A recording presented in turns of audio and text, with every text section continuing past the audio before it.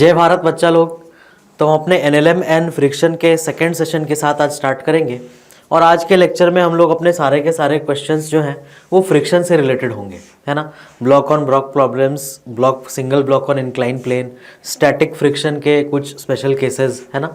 तो वो सारे क्वेश्चंस आज हम करेंगे और तुम्हें पता है कि अगर तुम्हें न्यूटन्स लॉ ऑफ मोशन में एफबीडी बनाना कंफर्टेबली आता है तभी तुम फ्रिक्शन के क्वेश्चन सॉल्व कर सकते हो। क्लियर? आओ स्टार्ट करते हैं।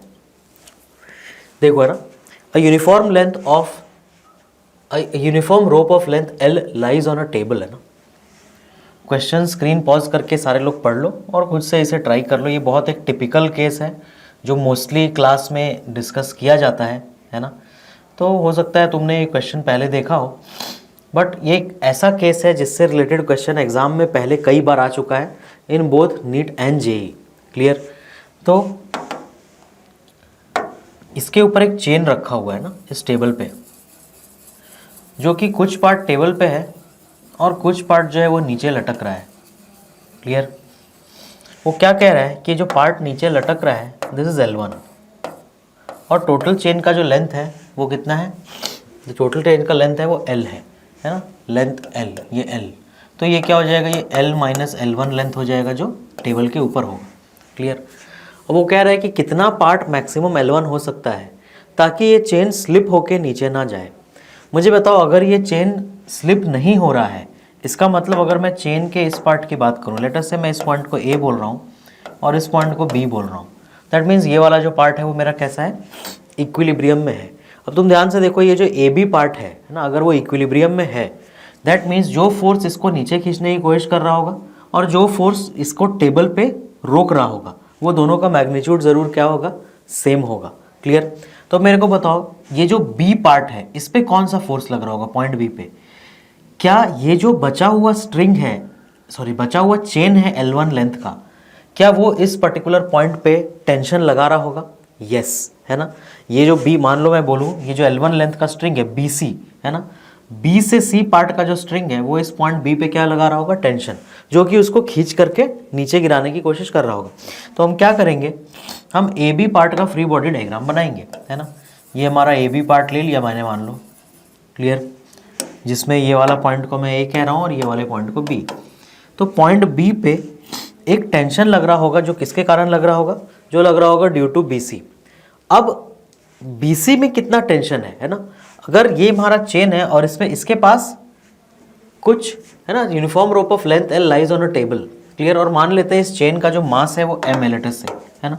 लेटेस्ट से मैंने मास कितना मान लिया चेन का, M। तो मुझे बताओ, इस पॉइंट से इस पॉइंट तक हर पॉइंट पे टेंशन अलग अलग होगा। क्यों? क्योंकि ये मासलेस चेन नहीं है, इसमें मास है ना। अब ये वाला जो पर्टिकुलर पॉइंट है इस पे टेंशन कितना होगा अगर मुझे बताना है, तो मुझे फिर किसका फ्री बॉडी डायग्राम बनाना पड़ेगा? उस केस में मुझे इस BC वाले पार्ट का फ्री बॉडी डायग्राम बनाना पड़ेगा, है ना। तो मैं क्या कर रहा हूँ, मैं इस BC वाले पार्ट का फ्री बॉडी डायग्राम बना रहा हूँ। क्लियर? अब मेरे को बताओ, ये BC वाला जो पार्ट है ना, ये पॉइंट B और ये पॉइंट C, इसके ऊपर दो फोर्सेस एक्ट करेंगे, एक नीचे इसका वेट और दूसरा वो टेंशन जो इसके ऊपर AB लगा रहा होगा। क्लियर सभी को? तो ये AB इस पर्टिकुलर पॉइंट पे BC से कांटेक्ट में है, तो कांटेक्ट में है तो वो पॉइंट B पे टेंशन लगा रहा होगा। क्लियर? अब ध्यान से देखो, ये जो BC है ना, इसका जो mg होगा वो कितना होगा बताओ, नीचे की तरफ, है ना, नीचे की तरफ जो इस पे mg फोर्स लग रहा होगा वो कितना होगा? इसका मास कितना आएगा बताओ, m/l इंटू L1 आएगा ना, है ना, m/l इंटू L1, ये इसका मास आएगा ना। मास पर यूनिट लेंथ m/l हो गया, मतलब 1 मीटर का मास m है तो L1 मीटर का मास m/l इंटू L1 है ना। और इंटू g, ये इसका वेट हो गया। ये किससे बैलेंस हो रहा है? उस टेंशन से जो पॉइंट B पे है। तो क्या मुझे यहाँ से पॉइंट B का टेंशन मिल गया? यस, ये मुझे पॉइंट B का टेंशन मिल गया ना। एग्जैक्टली वो ज़रूर इसके इक्वल होगा, तभी तो ये BC चेन रुका हुआ है और ये स्लिप नहीं कर रहा नीचे की तरफ। तो देखो ध्यान से, है ना। तो इस टेंशन की वैल्यू हो जाएगी m/l into L1 into G। Clear? अब ये टेंशन पॉइंट B पे है जो किसने लगाया है, AB ने BC पे लगाया है। तो मुझे बताओ, वही टेंशन पॉइंट B पे BC भी लगा रहा होगा ना AB पे। क्लियर। तो अब ये ए बी को किधर खींचने की कोशिश कर रहा होगा, राइट साइड, है ना, ताकि वो ए बी इधर पुल करे और फिर उसको नीचे गिरा दे। तो यही वो टेंशन है, सेम है ना, जो पॉइंट बी पे लग रहा होगा, है ना। पॉइंट बी तो एक ही पॉइंट ना, चाहे तुम ए बी मिलो चाहे बी सी मिलो, तो उस पॉइंट का टेंशन का मैग्नीट्यूड क्या होगा, सेम। अब ये ए बी क्यों नहीं गिर रहा, क्योंकि इसके ऊपर जरूर पीछे की दिशा में एक फ्रिक्शन लग रहा होगा, जो कि ऑब्वियसली इस टेंशन के इक्वल होगा। समझ आया सभी को। और इस टेंशन की वैल्यू अपने को पता है। तो मुझे बताओ, अगर इसको नहीं गिरना है ना, अगर इसको नहीं गिरना है तो जो फ्रिक्शन चाहिए, है ना, रिक्वायर्ड फ्रिक्शन, मैं एफ आर रिक्वायर्ड कह रहा हूँ, फ्रिक्शन रिक्वायर्ड जो चाहिए वो इस टेंशन के इक्वल होना चाहिए। दैट मीन्स जो रिक्वायर्ड फ्रिक्शन है वो कितना होगा, m/l इंटू L1 इंटू जी। क्लियर। तो ये रिक्वायर्ड फ्रिक्शन है, ये वो फ्रिक्शन है जो हमें चाहिए, है ना। और जो चाहिए वो कैसा होना चाहिए, वो एफ आर मैक्स से कम होना चाहिए। तो एफ आर मैक्स मतलब maximum value of friction. Maximum value of friction मुझे किस पे चेक करना होगा, मुझे ए बी पे चेक करना पड़ेगा, क्योंकि उस वही है ना टेबल से कांटेक्ट में जिस पे फ्रिक्शन लग रहा होगा, है ना। तो ये जो फ्रिक्शन रिक्वायर्ड है वो भी ए बी को रेस्ट में रखने के लिए चाहिए। तो जो मैं एफ आर मैक्स कैलकुलेट करूंगा वो भी ए बी को रेस्ट में रखने के लिए करूंगा। तो F R max of A B क्या होगा, ये होगा तुम्हारा म्यू इंटू नॉर्मल, और ये नॉर्मल किस पे लग रहा होना चाहिए, ए बी पे, है ना। तो म्यू की वैल्यू, म्यू गिवन है क्वेश्चन में, ए बी पे नॉर्मल कितना होगा बताओ। अगर तुम ए बी का बी डी में वर्टिकल डायरेक्शन में फोर्सेस बनाओगे तो मुझे बताओ, एक तो इसका एम जी आएगा नीचे की दिशा में और एक इसके ऊपर नॉर्मल आएगा। मुझे बताओ यही हमारा एन ए बी है ना, और वो ज़रूर उस एम जी के इक्वल होगा। अब ए बी का मास कितना है बताओ, ए बी का लेंथ है L माइनस L1, तो उसका मास पर यूनिट लेंथ कितना हो गया, m/l, है ना। 1 मीटर का मास m/l, तो L माइनस L1 मीटर का मास इतना, बट हमें mg चाहिए, तो ये तो मास हो गया ए बी का इंटू जी, और ये ज़रूर एन ए बी के इक्वल होगा, क्योंकि ये चेन ऊपर नीचे तो जंप कर नहीं रहा, ये तो वहीं पर है। तो एन ए बी की वैल्यू कितनी हो गई, m/l into L minus L1 into G. तो this is your F R max. तो फ्रिक्शन रिक्वायर्ड जो है वो एफ आर मैक्स से कम होना चाहिए ना, जो फ्रिक्शन हमें चाहिए must be less than equal to F R max. क्यों, अगर उसे रेस्ट पे रहना है तो, है ना, अगर उसे स्टैटिक रहना है तो। और ये बात क्वेश्चन में बोली हुई है, which can overhang from the edge of the table without sliding down, मतलब वो स्टैटिक है। क्लियर। तो फ्रिक्शन रिक्वायर्ड मतलब m/l into L1 into G must be less than equal to F R max mu into m/l into L minus L1 into G. तो यहाँ दोनों side से क्या क्या कैंसिल हो जाएगा, m/l कैंसिल हो गया, g और g कैंसिल हो गया। क्लियर। तो हमें वैल्यू किसकी चाहिए, हमें वैल्यू L1 की चाहिए ना। L1 is less than equal to mu L minus mu L1, या फिर मैं बोल सकता हूँ कि L1 into 1 plus mu is less than equal to mu L, या फिर L1 must be less than equal to mu by 1 plus mu, है ना, ये म्यू है ना, mu by 1 plus mu into L। ठीक है, L1 must be less then, ना L1 हमारा आ गया, इसको मैं उधर ले गया, मतलब L1 की वैल्यू इससे इक्वल तक होगी तो चलेगा, इससे कम होगी तो भी स्लिप नहीं करेगा, इससे ज़्यादा हो गई तो स्लिप कर जाएगा। दैट मीन्स ये जो एक्सप्रेशन है तुम्हारा, this is the maximum value, है ना, क्योंकि इससे कम या इससे इक्वल होना चाहिए, इससे ज़्यादा नहीं होना चाहिए। तो mu L by 1 plus mu, है ना, mu L by 1 plus mu, तो mu L by 1 plus mu करना है, तो this is your answer, option C. Clear सभी को, अच्छा क्वेश्चन। नेक्स्ट क्वेश्चन पे चलते हैं। इस क्वेश्चन को अच्छे से देखो, स्क्रीन पॉज करके ट्राई करो, फिर स्टार्ट करते हैं ना। देखो ये क्वेश्चन बहुत ही शानदार है। ये क्वेश्चन शानदार क्यों है ना, वो तुम देखो, मैं तुम्हें बताता हूँ सॉल्व करते हुए। हमारे पास ए और बी दो ब्लॉक है, ये पर्सन सी है, उसका भी मास 60 kg है तीनों का। Coefficient of friction between C and ground is 0.5, तो सी और ग्राउंड के बीच का फ्रिक्शन 0.5 है, बी और ग्राउंड के बीच का 0.3 है, और ए और बी के बीच का 0.4 है ना, यहाँ बीच में। C is pulling the string with maximum possible force without moving. इसका मतलब सी जो स्ट्रिंग को खींच रहा है वो मैक्सिमम पॉसिबल फोर्स है विदाउट मूविंग, मतलब सी मूव नहीं कर रहा। मुझे बताओ ये इस लाइन का मतलब क्या है। एक्चुअल में पूरा क्वेश्चन ना इसी लाइन के ऊपर बेस्ड है। सी इतनी जोर से स्ट्रिंग को खींच रहा है जिससे वो मूव नहीं कर रहा, अगर उससे और ज़्यादा ज़ोर से वो खींचेगा ना तो वो मूव कर जाएगा, ऐसा बोल रहा है ये क्वेश्चन, है ना। C is pulling the string with the maximum possible force without moving, मतलब अगर सी को मूव नहीं करना है तो वो सबसे ज़्यादा फोर्स कितना लगा सकता है स्ट्रिंग पे। इस लाइन का मतलब क्या है देखो, है ना, जब सी स्ट्रिंग को खींचेगा अपनी तरफ तो उस पर कौन सा फोर्स लगाएगा, टेंशन, है ना। सिमिलरली अगर सी ने स्ट्रिंग को अपनी तरफ पुल किया तो स्ट्रिंग भी सी को अपनी तरफ पुल करेगा सेम फोर्स से। अब अगर मैं सी का फ्री बॉडी डायग्राम देखूं, है ना, अगर मैं सी का फ्री बॉडी डायग्राम देखूं, मैं यहाँ पे बनाता हूँ जस्ट सी का free body diagram. Let us से ये सी है ना, मैं उसको ब्लॉक की तरह बना रहा हूँ, ऐसे तो है वो पर्सन, बट चलो ब्लॉक नहीं बना करके पर्सन ही बना देते हैं।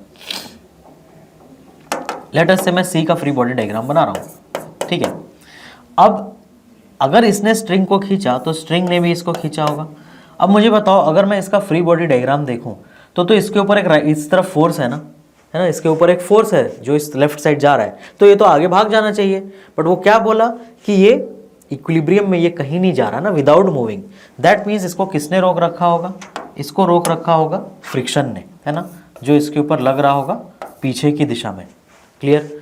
तो अभी अगर इसने टेंशन बढ़ाया, है ना, अगर इसने ज़्यादा ज़ोर से पुल किया स्ट्रिंग को तो क्या होगा, हो सकता है टेंशन इतना ज़्यादा हो जाए कि वो एफ आर मैक्स की वैल्यू से बढ़ जाए, तो क्या होगा, तो उस केस में ये आगे की तरफ गिर जाएगा या स्लिप कर जाएगा आगे की तरफ। समझ आया। तो इसका मतलब वो ये कह रहा है कि टेंशन की वैल्यू इतनी है ताकि ये मूव ना करे। That means tension must be equal to F R max जो सी और ग्राउंड के बीच में है। क्लियर। क्योंकि टेंशन की वैल्यू मैक्सिमम पॉसिबल है ना मूव नहीं करने के लिए, तो मैक्सिमम पॉसिबल वैल्यू टेंशन की कितनी हो सकती है, फ्रिक्शन के मैक्सिमम वैल्यू के इक्वल। जैसे जैसे ये टेंशन बढ़ेगा वैसे वैसे फ्रिक्शन बढ़ेगा, बट एक पर्टिकुलर पॉइंट के बाद फ्रिक्शन एफ आर मैक्स पहुंच जाएगा तो वो नहीं बढ़ सकता, तो टेंशन को भी एफ आर मैक्स से ज़्यादा नहीं होना है। तो अगर वो उससे ज़्यादा जोर से खींच देगा ना एफ आर मैक्स से, तो इस टेंशन की वैल्यू जो स्ट्रिंग मैन पे लगा रहा है सी पे, वो बढ़ जाएगी एफ आर मैक्स से और वो आगे की तरफ स्लिप हो जाएगा। क्लियर सभी को ये, या वो गिर जाएगा। क्लियर। तो ये जो तुम्हारा इस लाइन का मीनिंग वही है ना, pulling the string with maximum possible force without moving, है ना। तो इसका मतलब ये तो एफ आर मैक्स हो गया, अपने को पता चल गया। तो इससे मुझे टेंशन की वैल्यू मिल गई, और ये एफ आर मैक्स कितने के इक्वल है बताओ। सी का मास कितना गिवन है 60, तो एम जी कितना हो गया 600, और सी और ग्राउंड के बीच में 0.5 का म्यू है। इसका मतलब एफ आर मैक्स क्या हो गया 0.5 इंटू 600, 300 न्यूटन। इससे मुझे टेंशन की भी वैल्यू मिल गई 300 न्यूटन। अब हम बी का फ्री बॉडी डायग्राम देखते हैं, आ जाओ, है ना। ये जो अपना ब्लॉक बी है इसका फ्री बॉडी डायग्राम देखो। इस ब्लॉक बी पे ऑब्वियसली ये टेंशन तो लगी रहा है और इसकी वैल्यू मुझे ऑलरेडी पता है 300 न्यूटन। क्लियर।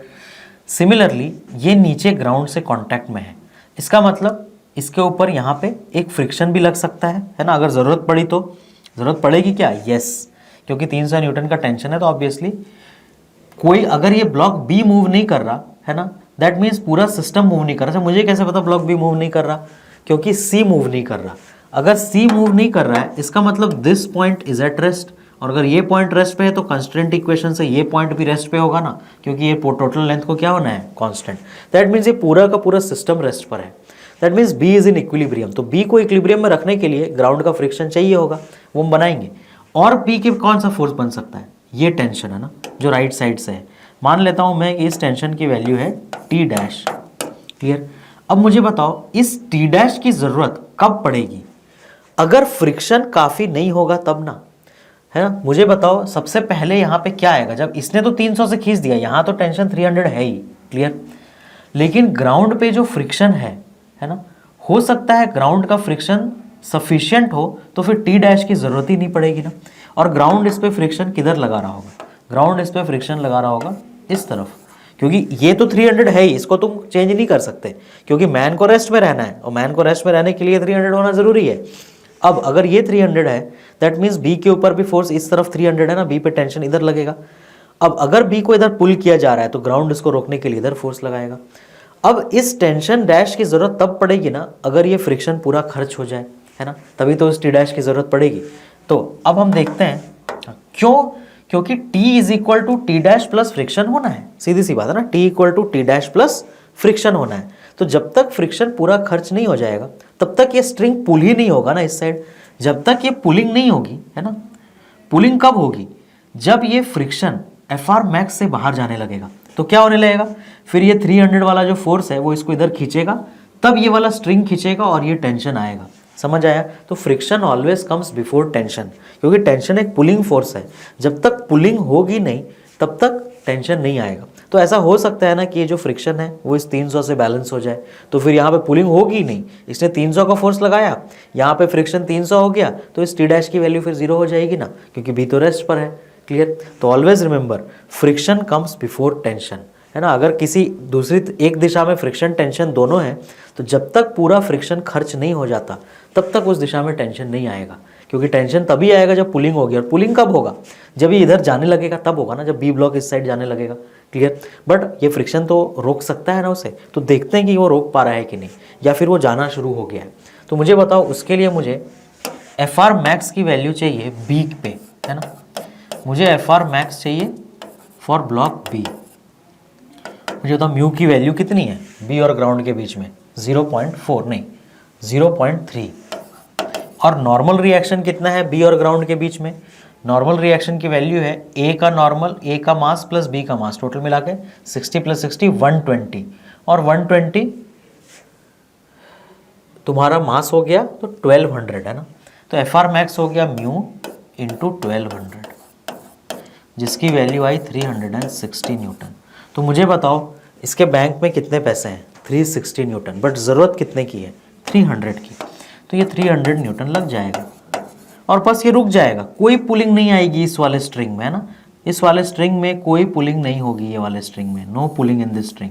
क्यों? क्योंकि इस फ्रिक्शन ने इसको बैलेंस कर दिया है ना। ये खींच ही नहीं पाया इस तरफ, 300 न्यूटन फोर्स काफ़ी नहीं है इसको खींच करके इस स्ट्रिंग में टेंशन लाने के लिए।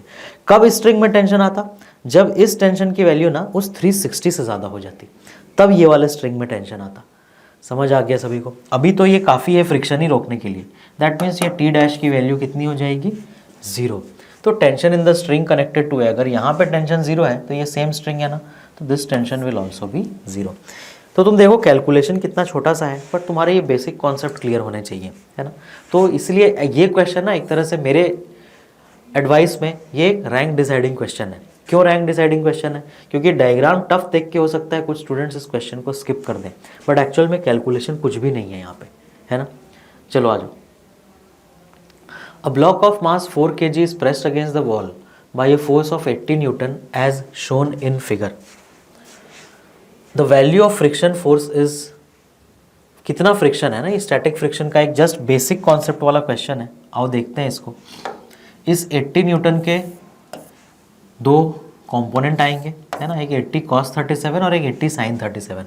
तो 80 cos 37 कितना हो जाएगा, 64, और 80 sin 37 कितना हो जाएगा, है ना, 80 sin 37 हो जाएगा 48। क्लियर सभी को ये? और ये दोनों फोर्स किसके ऊपर लग रहा है, 4 kg ब्लॉक के ऊपर, है ना। और 4 kg ब्लॉक पे कौन कौन सा फोर्स है, आओ हम लोग इस 4 kg ब्लॉक को अलग से एफबीडी बनाते हैं। ये हमारा 4 kg का ब्लॉक है, इस पे फोर्सेस ड्रॉ करते हैं। आओ, सबसे पहला फोर्स जो इस पे एक्ट कर रहा होगा वो होगा mg, दिस 40 न्यूटन। और ये दो कंपोनेंट और गिवन है क्वेश्चन में ना, एक तुम्हारा 64 है, क्लियर, दिस साइड, और एक इसके ऊपर फोर्स और एक्ट कर रहा है 48 ऊपर। ये सब बाहर से लग रहे हैं। और कॉन्टैक्ट फोर्सेस हैं क्वेश्चन में, यस, 4 और जो वॉल है वो कॉन्टैक्ट में है, तो वॉल इसके ऊपर एक नॉर्मल लगा रहा होगा अलोंग दिस डायरेक्शन। क्लियर? अब तुम ध्यान से देखो, है ना, अंडर ऑल दीज फोर्सेज क्या, अच्छा कॉन्टैक्ट फोर्स और भी कोई है क्या? देखो हमने नॉर्मल बना लिया, mg बना लिया, क्वेश्चन में जो फोर्स था वो बना लिया। हाँ, ये वॉल जो है इस पर फ्रिक्शन लगाएगा। अब मुझे बताओ क्या इस FBD से ये बात क्लियर है कि ये ब्लॉक किस दिशा में मूव करने की कोशिश कर रहा है? ये ऊपर वाला फोर्स ज़्यादा है, नीचे वाला कम है, और फ्रिक्शन हमेशा सरफेस के पैरेलल लगता है। तो सरफेस वर्टिकल है, इसलिए मैं इन फोर्सेस को देख रहा हूँ, मैं इन फोर्सेस को नहीं देख रहा, है ना। तो इस बार फ्रिक्शन वर्टिकल होगा ना, क्योंकि कॉन्टैक्ट सरफेस जो है वो वर्टिकल है। क्लियर? तो ये 48 है और ये 40। तो मुझे बताओ ये ब्लॉक ऊपर जाने की कोशिश कर रहा है ना, मतलब ऑब्वियसली इसमें फ्रिक्शन किधर लगेगा, नीचे। अब इस प्रेस्ड अगेंस्ट द वॉल, इसका मतलब वो प्रेस किया हुआ है, वो कहीं जा नहीं रहा, है ना। दैट मीन्स इस फ्रिक्शन की वैल्यू कितनी होगी, 8। तो क्या हमारे लिए क्वेश्चन बिल्कुल बच्चों वाला क्वेश्चन है? अगर तुम्हारा बेसिक कॉन्सेप्ट क्लियर है तो यस, ये तुम्हारे लिए बच्चों वाला क्वेश्चन है ना। लेकिन हर जगह तुम ध्यान से देखो बेसिक कॉन्सेप्ट का यूज़ हो रहा है ना। क्या क्या कॉन्सेप्ट यूज़ हुए यहाँ पे कि फ्रिक्शन पैरेलल टू सरफेस लगता है, इसलिए वर्टिकल फोर्सेस इंपॉर्टेंट है ना। दूसरा, कई बार हम ये सोच सकते हैं कि अच्छा ये ब्लॉक तो नीचे गिरने की कोशिश करेगा तो ज़रूर फ्रिक्शन ऊपर ही होगा ना, कि दीवार पे किसी ब्लॉक को छोड़ोगे तो हो सकता है फ्रिक्शन ऊपर लगे। बट तुम्हें उन चीज़ों से नहीं जाना, तुम्हें जो बेसिक कॉन्सेप्ट बताया गया उससे जाना। बेसिक कॉन्सेप्ट क्या है कि तुम पैरेलल टू सरफेस वाले फोर्सेस देखते हो, और जिधर फोर्स ज़्यादा है ब्लॉक उधर मूव करने की कोशिश करेगा, तो दीवार उस पर फ्रिक्शन किधर लगाएगा, उसके ऑपोजिट नीचे। क्लियर? नेक्स्ट आ जाओ। A 20 kg body is pushed with just enough force to start moving। एक 20 kg का बॉडी है जिसके ऊपर जस्ट इनफ फोर्स लगाया गया सो दैट वो स्टार्ट मूव कर दे ना। तो मान लो ये तुम्हारा ब्लॉक है जो 20 kg का है, और इसके ऊपर तुमने जस्ट इतना ही फोर्स लगाया ताकि ये जस्ट मोशन स्टार्ट करे। इसका मतलब अगर ये जस्ट मोशन स्टार्ट कर रहा है तो उस वक्त F की वैल्यू ज़रूर FR मैक्स के इक्वल हो गई होगी ना। तो जस्ट मोशन स्टार्ट्स है ना, जस्ट मोशन स्टार्ट्स, उस वक्त क्या होगा, उससे हम F is equal to FR max हो चुका होगा। इससे ना मुझे इस F की वैल्यू मिल जाएगी। क्लियर? तो आओ उस F की वैल्यू निकाल लेते हैं। Coefficient of static and kinetic friction, तो स्टैटिक फ्रिक्शन 0.6 है और FR मैक्स में हम μs यूज करते हैं 0.6, तो μs is 0.6 into mg is 200 है ना। तो ये 120 न्यूटन, मतलब इस पर्टिकुलर ब्लॉक पे जो फोर्स लग रहा है दैट इज 120 न्यूटन। अब एक बार इस पे 120 न्यूटन लग रहा है, उसके बाद क्या होगा, ये जस्ट मूव करना चालू कर दिया, उसने ये बोला है ना, ये जस्ट मूव करना चालू कर दिया। अगर ये जस्ट मूव करना चालू कर देता है तो अब क्या सिचुएशन होगा बताओ। अब अगर इसने मूव करना चालू कर दिया, इसका मतलब फोर्स तो इसके ऊपर 120 लग रहा है अभी भी, है ना, कोई डाउट नहीं इसमें किसी को, फोर्स इज 120। लेकिन अब जो फ्रिक्शन एक्ट कर रहा होगा ना इस पे, वो होगा काइनेटिक, है ना। और काइनेटिक फ्रिक्शन एक्ट कर रहा होगा और ये मूव कर रहा है, दैट मीन्स इसकी वैल्यू म्यू इंटू एन होगी, लेकिन म्यू के इंटू एन होगी, है ना। तो म्यू के इंटू एन क्या होगा, काइनेटिक फ्रिक्शन इज 0.2 गिवन है क्वेश्चन में, है ना। काइनेटिक फ्रिक्शन का कोएफिशिएंट इज गिवन एज 0.2, तो मैं इसको यूज करूंगा, और नॉर्मल रिएक्शन है कितना 200, तो दैट मीन्स ये जो फोर्स आएगा तुम्हारा ये आएगा 40 न्यूटन, तो दिस इज इक्वल टू 40। तो इसने हमसे क्या पूछा, बॉडी का एक्सेलरेशन कितना है। तो अब ये क्वेश्चन हमारे लिए अब सिंपल हो गया ना। बोलो 120 माइनस 40 और इसका मास कितना है 20 kg। तो अगर मैं इसका इक्वेशन लिखूं न्यूटन सेकेंड लॉ का, तो 120 माइनस 40 इक्वल टू 20A। तो ये कितना हो गया, 80 इक्वल टू 20A, तो A is equal to 4 metre per second square. ये हमारा आंसर हो गया है ना। तो ये बेसिक कॉन्सेप्ट पे क्वेश्चन था कि एक बार बॉडी अगर रुका हुआ है तो उस पर स्टैटिक फ्रिक्शन एक्ट कर रहा है, और अगर बॉडी चलना चालू कर दिया तो उस पर काइनेटिक फ्रिक्शन एक्ट कर रहा है। Clear? Next question, find the maximum horizontal force F in Newton's which can be applied such that sliding does not occur between A and B, है ना। इसका मतलब A और B दोनों साथ साथ चल रहे हैं, है ना। इसका मतलब A और B दोनों कैसे चल रहे हैं, दोनों साथ साथ चल रहे हैं। अगर A और B दोनों साथ साथ चल रहे हैं तो ध्यान से देखो, है ना, इस पर्टिकुलर सरफेस पे, है ना, 1 kg पे, क्लियर, जो 1 kg पे फ्रिक्शन फोर्स लगेगा वो कौन लगाएगा, 2 kg। और मेन पॉइंट यही है कि 1 और 2 kg के बीच में जो फ्रिक्शन होगा उसका मैग्नीट्यूड कितना होगा और उसका डायरेक्शन कितना होगा, क्योंकि 2 और ग्राउंड के बीच में तो स्लिपिंग है, वहाँ तो कोई डाउट ही नहीं है, क्योंकि दोनों साथ साथ चल रहे हैं ना, क्योंकि स्लिपिंग नहीं है। तो अगर दोनों साथ साथ चल रहे हैं तो मैं तो सबसे पहला काम क्या करूँगा, दोनों का एक कंबाइंड फ्री बॉडी डायग्राम बना लूँगा, है ना, both as system. Clear? Both as system मानते हुए, तो दोनों मेरे पास मास कितना हो गया 3 kg, है ना, और इसके ऊपर एक फोर्स कितना है बताओ, ये F/2 इसमें होगा और F/2 इसमें भी होगा, है ना। तो F/2 plus F/2 total force इस पर कितना है F। और ये जो 3 kg का एक सिंगल ब्लॉक है ना, मैंने यहाँ पे क्या माना है, बोथ एज सिस्टम। इस 3 kg के सिंगल ब्लॉक पे अब ये जो 1 और 2 के बीच का फ्रिक्शन है वो तो मेरे सिस्टम का इंटरनल फोर्स हो गया, तो मैं तो एफबीडी में सिर्फ एक्सटर्नल ड्रॉ करूंगा, तो ग्राउंड जो 2 kg पे फ्रिक्शन लगाएगा, क्योंकि ये दोनों साथ साथ आगे बढ़ रहे हैं तो ऑब्वियसली ग्राउंड 2 kg पे जो फ्रिक्शन लगा रहा होगा वो पीछे की दिशा में लगा रहा होगा, है ना। और यहाँ म्यू की वैल्यू कितनी दी है 0.1, तो 0.1 इंटू नॉर्मल, तो नॉर्मल यहाँ कितना है 30, दैट मीन्स 3 न्यूटन्स। तो मतलब ये दोनों जो साथ साथ आगे जा रहे हैं ना, एक्सेलरेशन साथ साथ वाला, उसकी वैल्यू कितनी है ना। ये a साथ साथ इज F-3/3, बोलो यही होगा ना। ये कैसे आएगा इक्वेशन, है ना, शॉर्टकट में मैंने डायरेक्ट लिख दिया। ये आएगा F-3 is equal to 3 into acceleration साथ साथ। क्लियर। तो एक्सेलरेशन साथ साथ चलने के लिए कितना हो गया F-3/3। क्लियर सभी को ये चीज़।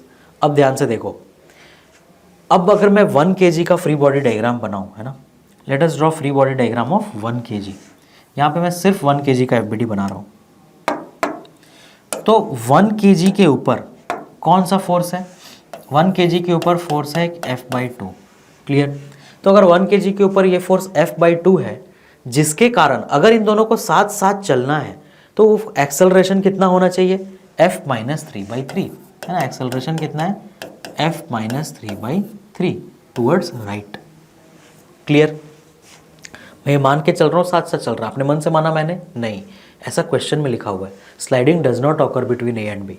अब 1 kg पे जो फ्रिक्शन होगा, मुझे बताओ अगर ये F/2 से राइट साइड पुल किया जा रहा है तो क्या 1 kg पे फ्रिक्शन का डायरेक्शन इस तरफ होगा। क्लियर। अब अगर मैं 1 kg के सेकेंड लॉ का इक्वेशन लिखूँ, है ना, F/2 minus friction is equal to 1 into A साथ साथ, मतलब 1 इंटू F-3/3। अब तुम ध्यान से देखो, मैंने यहाँ पे फ्रिक्शन में ना डायरेक्टली पहले बार में म्यू एन वैल्यू नहीं डाली। क्लियर। क्यों नहीं डाला मैंने यहाँ पे डायरेक्ट ये वैल्यू, क्योंकि मैं अपने मन से फ्रिक्शन की वैल्यू मैक्सिमम नहीं ले सकता। लेकिन यहाँ पे क्वेश्चन क्या लिखा है देखो, मैक्सिमम हॉरिजॉन्टल फोर्स F, तो मुझे F की मैक्सिमम वैल्यू चाहिए, है ना। ये जो F है उसकी मैक्सिमम वैल्यू मुझे चाहिए। तो अगर F को मुझे मैक्सिमम करना है ना, तो दैट टाइम फ्रिक्शन भी मैक्सिमम होना चाहिए। क्यों, क्योंकि F की वैल्यू जैसे जैसे बढ़ती जाएगी तो वैसे वैसे F/2 बढ़ेगा। तो अगर ये F/2 अपने मैक्सिमम वैल्यू पे है और अगर 1 और 2 में स्लाइडिंग नहीं होनी है तो ऑब्वियसली 1 के ऊपर पीछे की तरफ उस वक्त मैक्सिमम फ्रिक्शन लगना चाहिए, क्योंकि F की वैल्यू मैक्सिमम पूछी गई है ना, और ये F और फ्रिक्शन दोनों ऑपोजिट डायरेक्शन में है। तो अगर ये मैक्सिमम हो जाएगा तो इस फ्रिक्शन को भी मैक्सिमम होना पड़ेगा ना। क्यों, क्योंकि दोनों के बीच में स्लाइडिंग नहीं करानी है। तो जैसे जैसे तुम इस F को बढ़ाते जाओगे ना, इस फ्रिक्शन की वैल्यू भी बढ़ती जाएगी। बट तुम्हें पता है कि ये जो फ्रिक्शन 1 के ऊपर 2 लगा रहा है पीछे की डायरेक्शन में, उसका एक मैक्सिमम लिमिट है। तो जब तक वो इस लिमिट तक पहुंचेगा तभी तक तो ये स्लिप करके आगे नहीं जाएगा, और वही लिमिट तुम्हें पता करना है कि ये F/2 का वैल्यू, F का वैल्यू कितना होगा।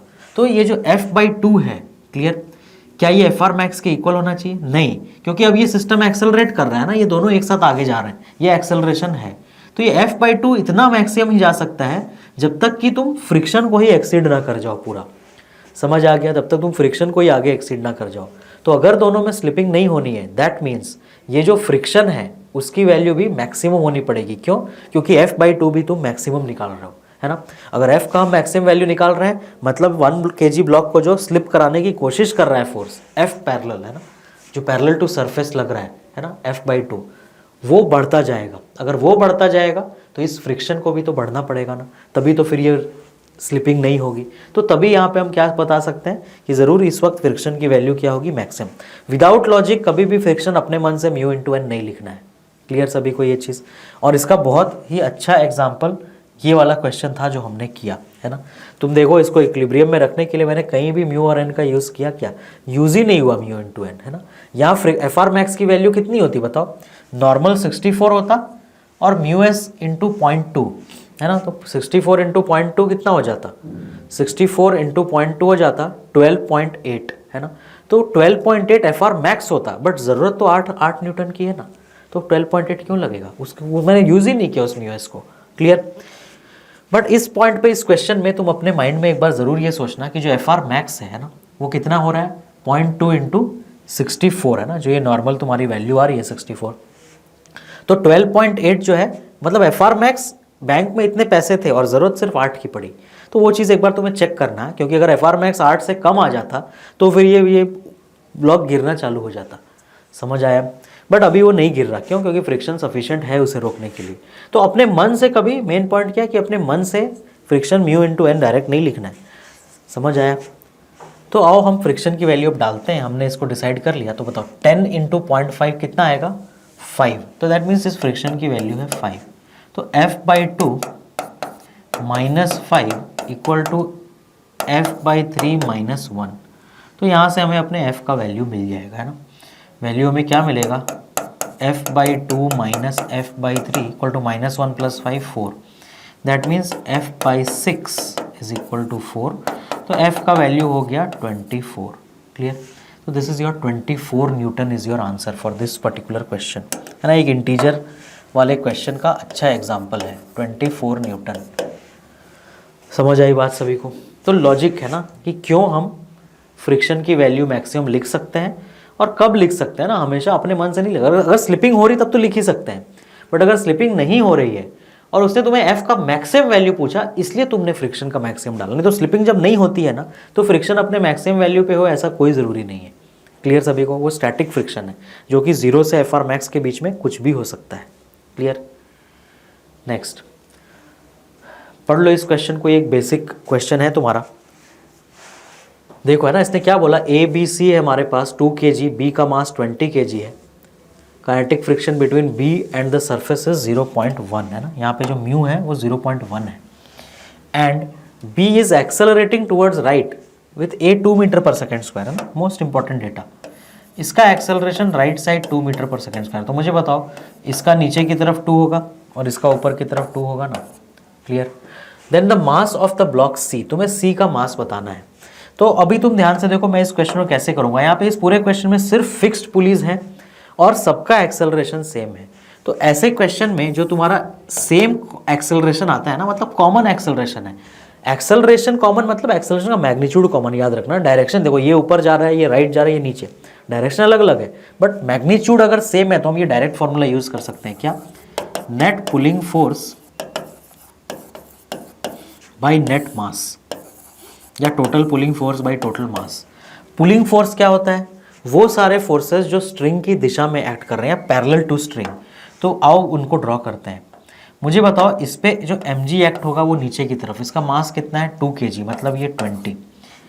इस पे जो mg एक्ट कर रहा होगा वो नीचे की तरफ कितना होगा? 200। बट ये हमारे पुलिंग फोर्स में काउंट नहीं होगा, है ना। और ये नॉर्मल भी काउंट नहीं होगा। क्यों नहीं काउंट होगा? क्योंकि ये पैरेलल टू स्ट्रिंग नहीं है। स्ट्रिंग यहाँ ऐसा है ना, बी में स्ट्रिंग ऐसा है और ये उससे परपेंडिकुलर है। बट कोई फोर्स है क्या बी पे ऐसा जो पैरेलल टू स्ट्रिंग आएगा? यस। अगर बी राइट साइड भाग रहा है ना, तो इस पर एक फ्रिक्शन लग रहा होगा इधर, और इसकी वैल्यू कितनी होगी? म्यू इंटू एन, क्योंकि यहाँ पे स्लिपिंग हो रही है। तो म्यू की वैल्यू गिवन है क्वेश्चन में 0.1 और ये नॉर्मल आएगा 200, मतलब इस पर 20 न्यूटन का एक फोर्स है। क्लियर? और यहाँ पे क्या फोर्स आएगा? अब सी पे बोलो, ये टेंशन तो कैंसिल हो जाएंगे ना। जब भी हम पुलिंग फोर्स का डायग्राम बनाते हैं तो हम टेंशन ड्रॉ नहीं करते, क्योंकि जो टेंशन तुम इधर बनाओगे ना वो दूसरे साइड से कैंसिल हो जाता है ना। एक स्ट्रिंग, अगर मैं इस पार्ट में ही बात करूं तो इसमें एक टेंशन इधर आएगा और इसमें इधर आएगा, तो ये दोनों कैंसिल हो जाएंगे। सिमिलरली इसमें इधर आएगा, ये कैंसिल हो जाएंगे। इसमें इधर आएगा, ये भी कैंसिल हो जाएंगे। इसमें फिर इधर और इसमें इधर, ये भी कैंसिल।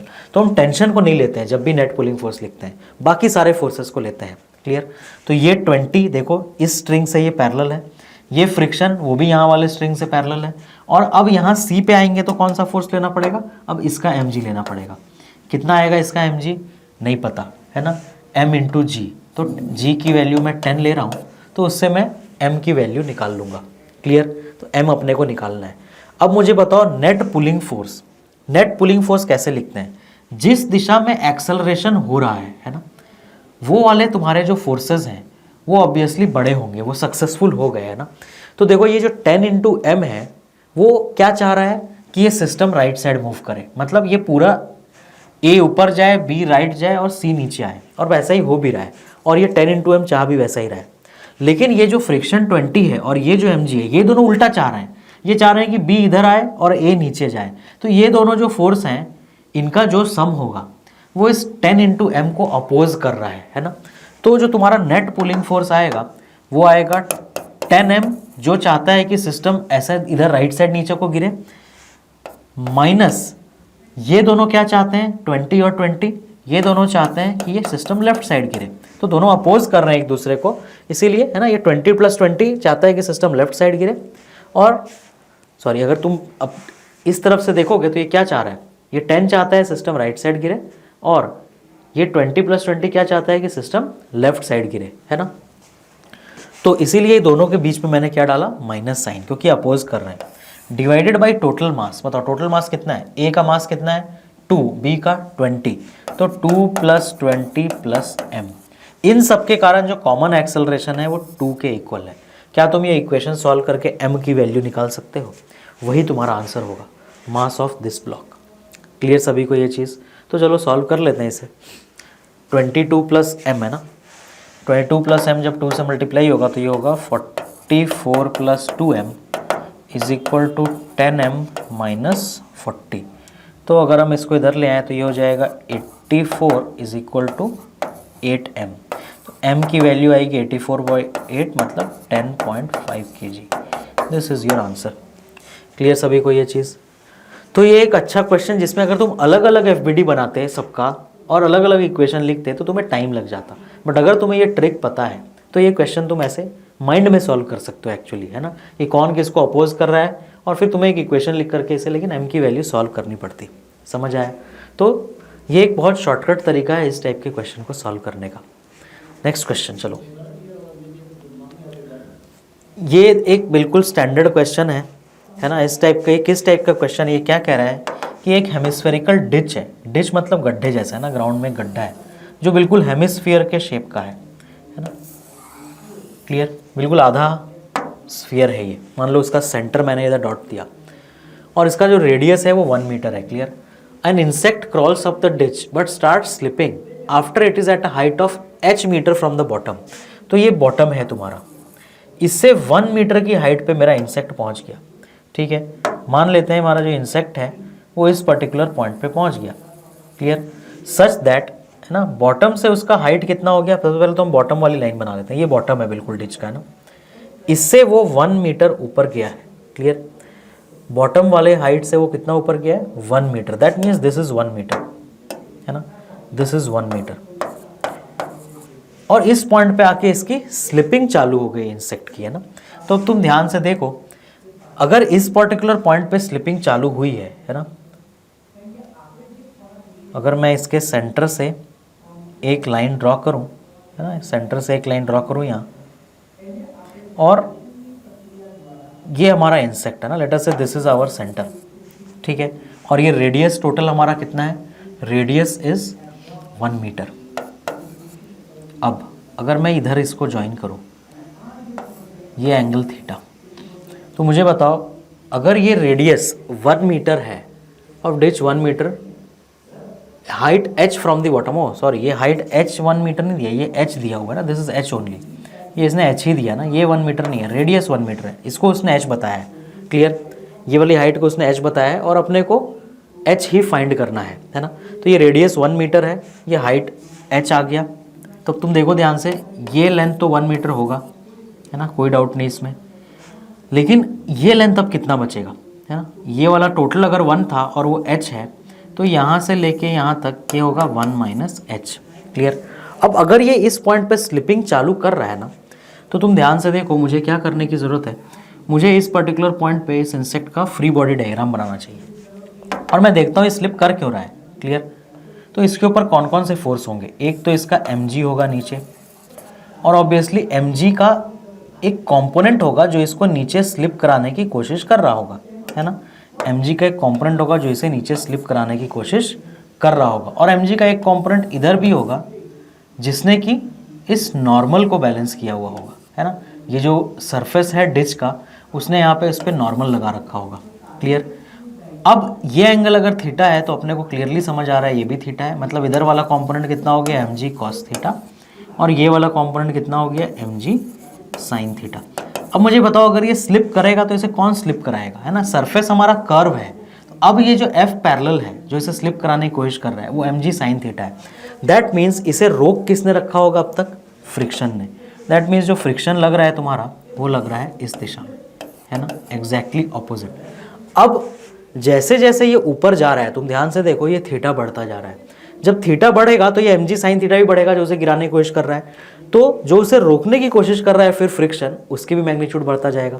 बट एक टाइम ये ऐसे हाइट पे आ जाएगा कि ये थीटा इतना बढ़ जाएगा कि एम जी साइन थीटा की जो वैल्यू होगी वो एफ आर मैक्स को पार कर जाएगी और तब वो स्लिप कर जाएगा। और यही इस क्वेश्चन में हुआ है। क्लियर सभी को? तो जब वो स्लिप करेगा that means M G sine theta उस वक्त एग्जैक्टली किसके इक्वल हो चुका होगा? एफ आर मैक्स, है ना।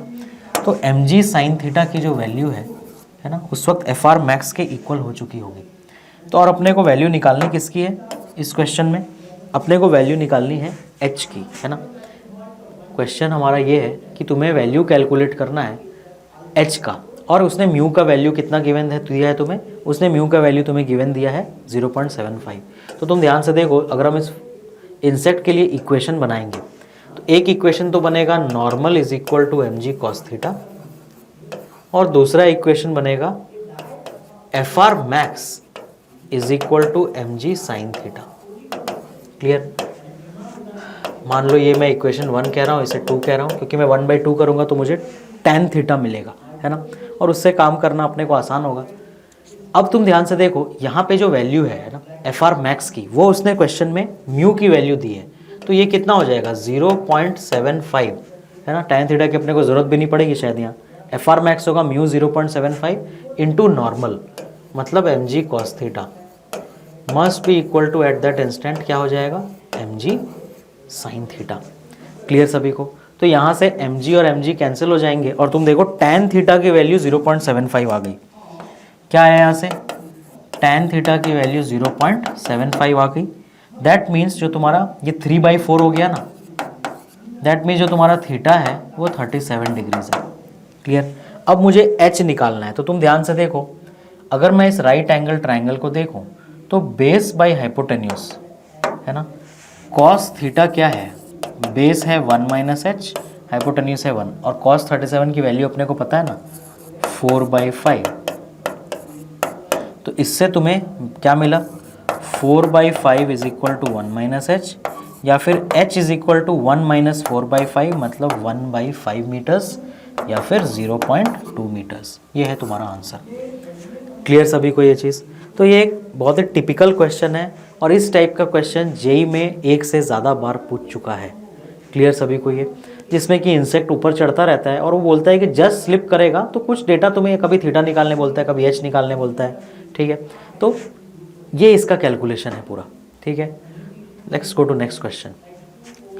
सिंगल ब्लॉक ऑन इंक्लाइन है ना। अब ये ब्लॉक अगर इंक्लाइन प्लेन पे रखा होता है तो उसका बहुत इंटरेस्टिंग केसेस बनता है कुछ, उसी के ऊपर ये क्वेश्चन है।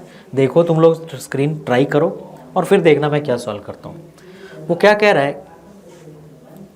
The block remains at rest up to a maximum force of 2 newton down the incline plane. मतलब अगर तुमने इधर 2 न्यूटन लगाया तब तक ये रेस्ट पे रहेगा, अगर इससे ज़्यादा लगा दिया ना तो ये नीचे की तरफ स्लिप कर जाएगा। क्लियर?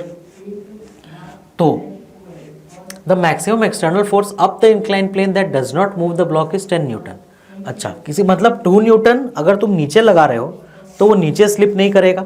जब तक तुम 2 न्यूटन लगाओगे तब तक नीचे स्लिप नहीं करेगा, क्योंकि वो क्या कह रहा है?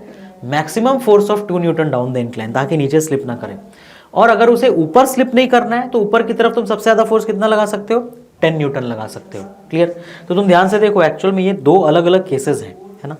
एक केस में तुमने नीचे 2 न्यूटन लगाया है, दूसरे केस में ऊपर 10 न्यूटन लगाया है। ठीक है, तो हम इस दोनों केस को अलग अलग ड्रॉ करते हैं। जस्ट ये हमारा इंक्लाइन प्लेन है जो कि भगवान की दया से फिक्स्ड है ना। नहीं तो टेम्परेचर बढ़ने लगता तुम लोगों का, है ना, कि सर ये इंक्लाइन भी मूव कर रहा है, बट नेवर माइंड, इंक्लाइन भी मूव करता है तो कोई प्रॉब्लम नहीं होती है। सूडो फोर्स अपने पास होता है ना उस केस में, उससे डील करने के लिए। तो इसने इंक्लाइन ने एंगल कितना बना रखा है? 30 डिग्री। और इसने क्या बोला कि यहाँ पे हमने एक ब्लॉक रखा है, क्लियर, इस इंक्लाइन के ऊपर। तो ये जो अपना ब्लॉक है वो जस्ट रेस्ट पे रह जाता है अगर तुम नीचे की तरफ 2 न्यूटन का एक फोर्स लगाते हो तो, है ना। तुमने नीचे की तरफ कितने का फोर्स लगाया तो वो रेस्ट पे रह गया? 2 न्यूटन का। क्लियर सभी को ये? अब मुझे बताओ इसका जो अपना FBD है वो कितना है, वो कैसा है? इसके ऊपर कौन कौन से फोर्स हैं? इस तरफ इसके ऊपर एक mg साइन थीटा तो होगा ही होगा, और ऑब्वियसली ये जो एम जी कॉस थीटा है वो किससे बैलेंस हो रखा होगा, नॉर्मल से। अब मुझे बताओ अगर ये नीचे स्लिप नहीं कर रहा है तो क्यों नहीं कर रहा है, क्योंकि इसे ऊपर की तरफ किसने बैलेंस कर रखा है, फ्रिक्शन ने। क्लियर। तो ये कह रहा है कि अगर तुम्हें इसको जस्ट स्लिपिंग से रोकना है तो उससे तुम नीचे की तरफ 2 न्यूटन से ज़्यादा फोर्स नहीं लगा सकते। समझ आया, अगर तुमने 2 से ज़्यादा लगाया तो क्या हो जाएगा, तो स्लिप करना चालू कर देगा। That means 2 is the maximum value of that force जो हम नीचे की तरफ लगा सकते हैं। तो इसका मतलब उस वक्त फ्रिक्शन की वैल्यू क्या होगी, मैक्सिमम। क्लियर। तो यहाँ से हम क्या लिख सकते हैं कि 2 plus M G sine theta है ना, या फिर मैं इस डायग्राम के नीचे ही लिखता हूँ इस चीज़ को ना, इस इक्वेशन को, 2 plus M G sine theta must be equal to F R max. अब ये एफ आर मैक्स क्यों हो गया, क्योंकि 2 वो मैक्सिमम वैल्यू है जिसके लिए नीचे स्लिप नहीं करेगा। मतलब ये वैल्यू जब 2 मान लो ये वैल्यू 0 होती तो फ्रिक्शन की वैल्यू मैक्सिमम से कुछ कम होती है ना, फिर तुमने इसको 1 किया होता तो फ्रिक्शन की वैल्यू कुछ बढ़ती, फिर तुमने इसको 2 किया तो फ्रिक्शन की वैल्यू कुछ और आई। अब तुम इसको 2 से बढ़ाओगे ना तो ये स्लिप कर जाएगा, मतलब 2 पे ये फ्रिक्शन मैक्सिमम हो चुका है। क्लियर सभी को। तो हमारे पास क्वेश्चन में उसने और क्या डेटा दिया है, देखो ध्यान से। तुम्हें कोएफिशिएंट ऑफ स्टैटिक फ्रिक्शन बताना है इन दोनों के बीच का, है ना। क्या उसने हमें ब्लॉक का मास बताया है, inclined plane shown in figure remains at rest up to maximum force external, नहीं, उसने मास नहीं बताया, मतलब हम m हमारे लिए एक अननोन के जैसा है। क्लियर। तो फर्स्ट इक्वेशन ये बन गया, और थीटा का वैल्यू उसने तुम्हें पता है, theta is 30, that means 2 plus M G by 2 is equal to mu into M G cos theta, है ना। तो एम जी कॉस थीटा क्या हो जाएगा, M G root 3/2, that means mu into M G root 3/2। This is your equation 1। Clear. अब second case में वो क्या कह रहा है कि अगर इसे ऊपर स्लिप होने से रोकना है तो ऊपर की तरफ जो मैक्सिमम फोर्स हम लगा सकते हैं वो कितना है, वो 10 न्यूटन है ना। इंक्लाइन प्लेन अभी भी वही है 30 डिग्री, ब्लॉक भी हमारा अभी वही है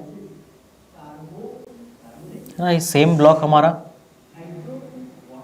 जो इस पे रखा हुआ है। तो अब ऊपर की तरफ जो तुम फोर्स लगा सकते हो मैक्सिमम वो कितना है, वो 10 न्यूटन है। अब इससे ज़्यादा करोगे तो ये ऊपर स्लिप कर जाएगा। समझ आई बात। और अब इसका अपना फ्री बॉडी डायग्राम में कौन कौन से फोर्स होंगे, एक एम जी साइन 30 इस तरफ, है ना, एम जी कॉस 30 इस तरफ, और ऊपर नॉर्मल। यहाँ पे फ्रिक्शन का डायरेक्शन वेरी वेरी इंपॉर्टेंट। अगर ये 10 वो मैक्सिमम फोर्स है जिससे कि वो ऊपर स्लिप नहीं कर रहा है, इसका मतलब अगर मैं 10 से बढ़ाऊंगा तो ऊपर स्लिप कर जाएगा, तो इसका मतलब ये ब्लॉक किधर स्लिप करने की कोशिश कर रहा है, ऊपर, है ना। तो दैट मीन्स इसमें जो फ्रिक्शन लगने वाला है वो लगने वाला है नीचे। मतलब जैसे जैसे तुम फोर्स 10 से बढ़ाते जाओगे ना, जैसे जैसे तुम फोर्स, मान लो यहाँ पे 0 फोर्स था, उस वक्त तो फ्रिक्शन ऊपर लगता, क्यों, क्योंकि एम जी साइन थीटा नीचे था। बट एक ऐसा पॉइंट आया होगा जब तुम्हारा ये 10 जो है ना वो एम जी साइन थीटा से बढ़ गया होगा, है ना, मतलब जो भी फोर्स यहाँ लगा रहे हो, तो ब्लॉक का मूव करने का फिर टेंडेंसी किधर हो गया होगा, ऊपर की तरफ। तो फ्रिक्शन किधर लगना चालू हो गया, नीचे। फिर तुमने इस फोर्स को थोड़ा और बढ़ाया, थोड़ा और बढ़ाया, तुम बढ़ाते गए तो क्या, इस फ्रिक्शन मैक्स, ये जो फ्रिक्शन लग रहा है नीचे, उसकी वैल्यू बढ़ती गई। अगर तुम इस फोर्स को इतना ज़्यादा कर दो कि ये जो फोर्स है ये M G sine theta plus F R max से भी ज़्यादा हो जाए, तब तो ये ऊपर खींची जाएगा ना। दैट मीन्स 10 वो वैल्यू है जब फ्रिक्शन ने अपना मैक्सिमम वैल्यू लिया होगा। क्लियर सभी को ये चीज़। फ्रिक्शन नीचे क्यों है ये बात सभी को क्लियर है, क्योंकि अब तुम इसको ऊपर खींचने की कोशिश कर रहे हो, है ना, अब तुम इसको ऊपर खींचने की कोशिश कर रहे हो, तो फ्रिक्शन इस एम जी साइन थीटा को सपोर्ट करेगा कि हाँ, ताकि वो ऊपर स्लिप होकर के ना जाए। क्लियर। यहाँ पे फ्रिक्शन ऊपर क्यों था, क्योंकि ये 2 और एम जी साइन थीटा दोनों नीचे थे, तो इसको रोकने के लिए ऊपर लगना पड़ता ना। यहाँ पे क्या हुआ, 10 वो मैक्सिमम फोर्स है जिससे ये जस्ट ऊपर जाना चालू करेगा ना, क्या, ताकि वो स्लिपिंग को प्रिवेंट करने के लिए। क्लियर। क्या लिखा हुआ देखो, maximum external force up the incline plane that does not move the block is 10 newton. मतलब जैसे ही तुम 10 से जस्ट बढ़ाओगे ऊपर स्लिप कर जाएगा, मतलब ये ऊपर स्लिप करने की कोशिश कर रहा है। तो उस वक्त फ्रिक्शन किसको हेल्प कर रहा होगा, एम जी साइन थीटा को।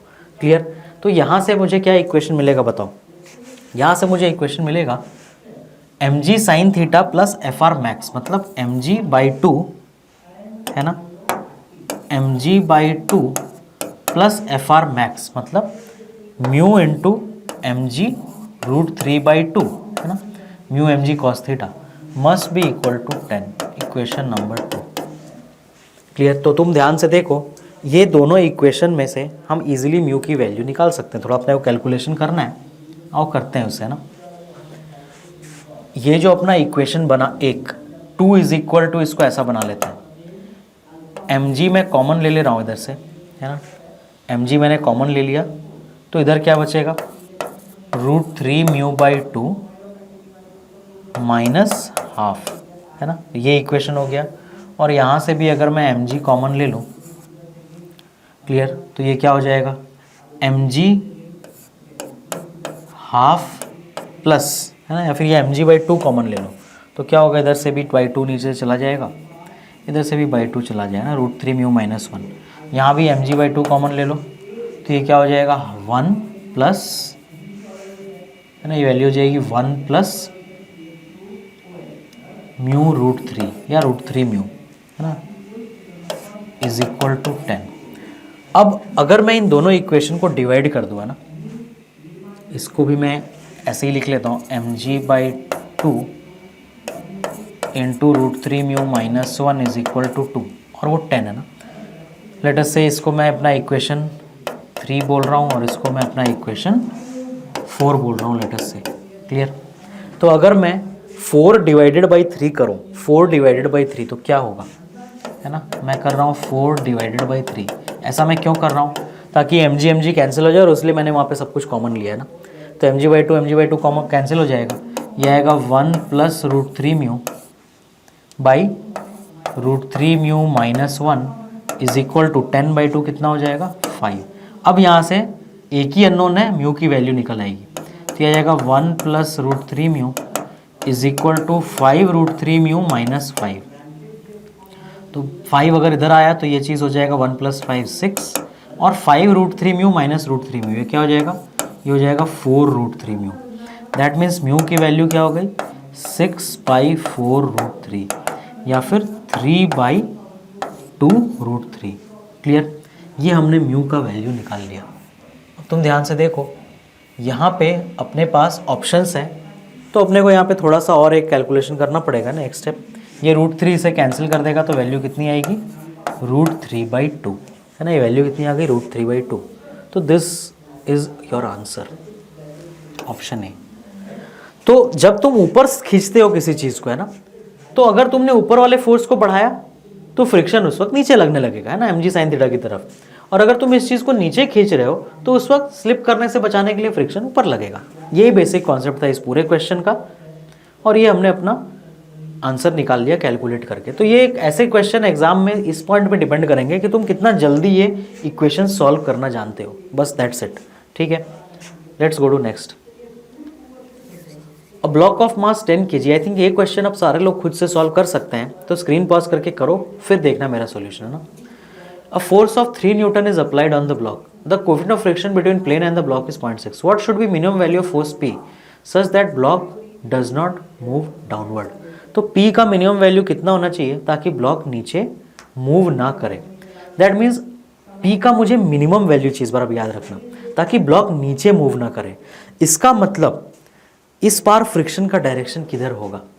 अगर P का मिनिमम वैल्यू कम से कम मैं कितना लगा के रखूं ताकि ये स्लिप करके नीचे ना चल जाए, मतलब ब्लॉक किधर स्लिप होने की कोशिश कर रहा है, नीचे। That means in this question friction का डायरेक्शन ऊपर होगा, क्लियर।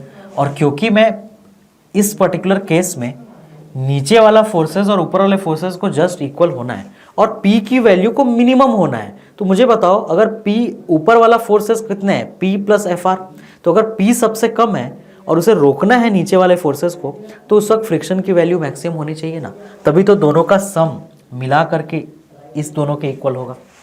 समझ आया। दैट मीन्स इस इंस्टेंट में भी फ्रिक्शन का वैल्यू मैक्सिमम यूज करेंगे, लेकिन उसका भी लॉजिक है कि फ्रिक्शन क्यों मैक्सिमम होना चाहिए। क्यों, क्योंकि इस नीचे स्लिप होने की कोशिश कर रहा है और P मिनिमम है, तो ऊपर वाला फोर्स ज्यादा होना चाहिए ना, तभी तो नीचे को रोकेगा। इनफैक्ट ज्यादा नहीं, ऊपर वाला फोर्स नीचे वाले के इक्वल होना चाहिए। बट अगर P की वैल्यू बहुत छोटी है तो FR की वैल्यू को ज़्यादा बड़े होनी पड़ेगी ना, तभी तो उन दोनों का सम ये नीचे वाले फोर्सेस के इक्वल होगा, क्लियर।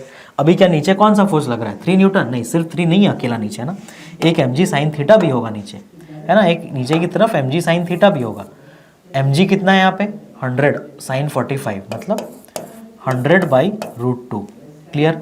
और नॉर्मल क्या होगा mg cos 45, तो ये भी होगा 100/√2 है ना, और ये नॉर्मल। तो फ्रिक्शन की वैल्यू क्योंकि मैक्सिमम है तो ये कितनी हो जाएगी 0.6 इंटू नॉर्मल है ना, मतलब 60/√2। क्लियर, ये नॉर्मल की वैल्यू हो जाएगी। तो अब इस इक्वेशन से तुम्हें किसकी वैल्यू चाहिए, तुम्हें P की वैल्यू चाहिए। तो आओ निकाल लेते हैं। अगर ये जस्ट स्लिप होने से रुका हुआ है, मतलब ये दोनों फोर्सेस का sum must be equal to ये दोनों फोर्सेस का सम, मतलब 100/√2 plus 3 is equal to P plus 60/√2 है ना, P plus 60/√2। 10 kg is kept on rough inclined plane as shown here. 3 Newton is applied on the block. Static friction between the plane and the block is 0.6. What should be the minimum value of force P so that the block does not move downward? तो ये हमने equation बना लिया। Clear, 100/√2 plus 3 नीचे की तरफ है और 60/√2 प्लस 2 ऊपर की तरफ है। क्लियर, तो अगर हम इसे अब सॉल्व करें तो तुम ध्यान से देखो 40/√2 विल कम इक्वल टू, या 40/√2 plus 3 is equal to P। तो ये 40/√2 कितना आएगा, तुम ध्यान से देखो 40/1.4 करना है तुम्हें। हमारे पास ऑप्शंस क्या है ना, तो हम एक काम करते हैं, हम इसको थोड़ा फैक्टराइज करते हैं ताकि मल्टीप्लिकेशन में आसानी हो। तो मैं 40/√2 को क्या लिख सकता हूँ, इंटू √2/√2, तो क्या होगा 40√2/2 मतलब 20√2। तो ये जो आप P की वैल्यू है दिस इज 20√2 प्लस 3। अब 20 इंटू 1.4 करोगे तो मुझे बताओ 28 के आसपास आएगा ना, क्योंकि 14 इंटू 2 28 होता है। तो ये वैल्यू 28 के आसपास आएगी। इसमें 3 ऐड करूंगा तो मेरा आंसर 31 के आसपास है, मतलब this is my correct answer है ना। ये अप्रॉक्सीमेशन का तुम्हें आइडिया होना चाहिए। क्लियर सभी को, 32 न्यूटन। और ये क्वेश्चन हो गया इसी तरीके से ख़त्म। ठीक है, let's go to next. 2 blocks of masses है ना, बिल्कुल ये क्लासिकल क्वेश्चन है ब्लॉक ऑन ब्लॉक प्रॉब्लम का। क्लासिकल क्यों कह रहा हूँ मैं इसे, क्योंकि जब block on block problems class में पढ़ाया जाता है तो एग्जैक्टली इसी तरीके से स्टार्ट होता है। स्क्रीन पॉज करो, ट्राई करो, खत्म करो क्वेश्चन, फिर देखना मैं कैसे सॉल्व करता हूँ। चलो, एक का मास 3 kg है, दूसरे का मास 1 kg है। ए और बी के बीच में जो फ्रिक्शन है वो 0.2 है ना। ए और बी के बीच का फ्रिक्शन कितना है 0.2, और बी और टेबल के बीच का सरफेस भी 0.2 ही है ना, ये भी यहाँ भी 0.2 है, दोनों 0.2 है। चलो, maximum force F that can be applied on B horizontally so that block does not slide, मतलब रिलेटिव मोशन नहीं हो रहा, तो F का मैक्सिमम वैल्यू कितना होना चाहिए। तो आओ करते हैं। मुझे बताओ, अगर दोनों एक साथ मूव कर रहे हैं, मतलब मैं दोनों को क्या ले सकता हूँ, एक सिंगल सिस्टम। तो मैं बोथ एज सिस्टम बनाऊंगा पहले, है ना, बोथ एज सिस्टम।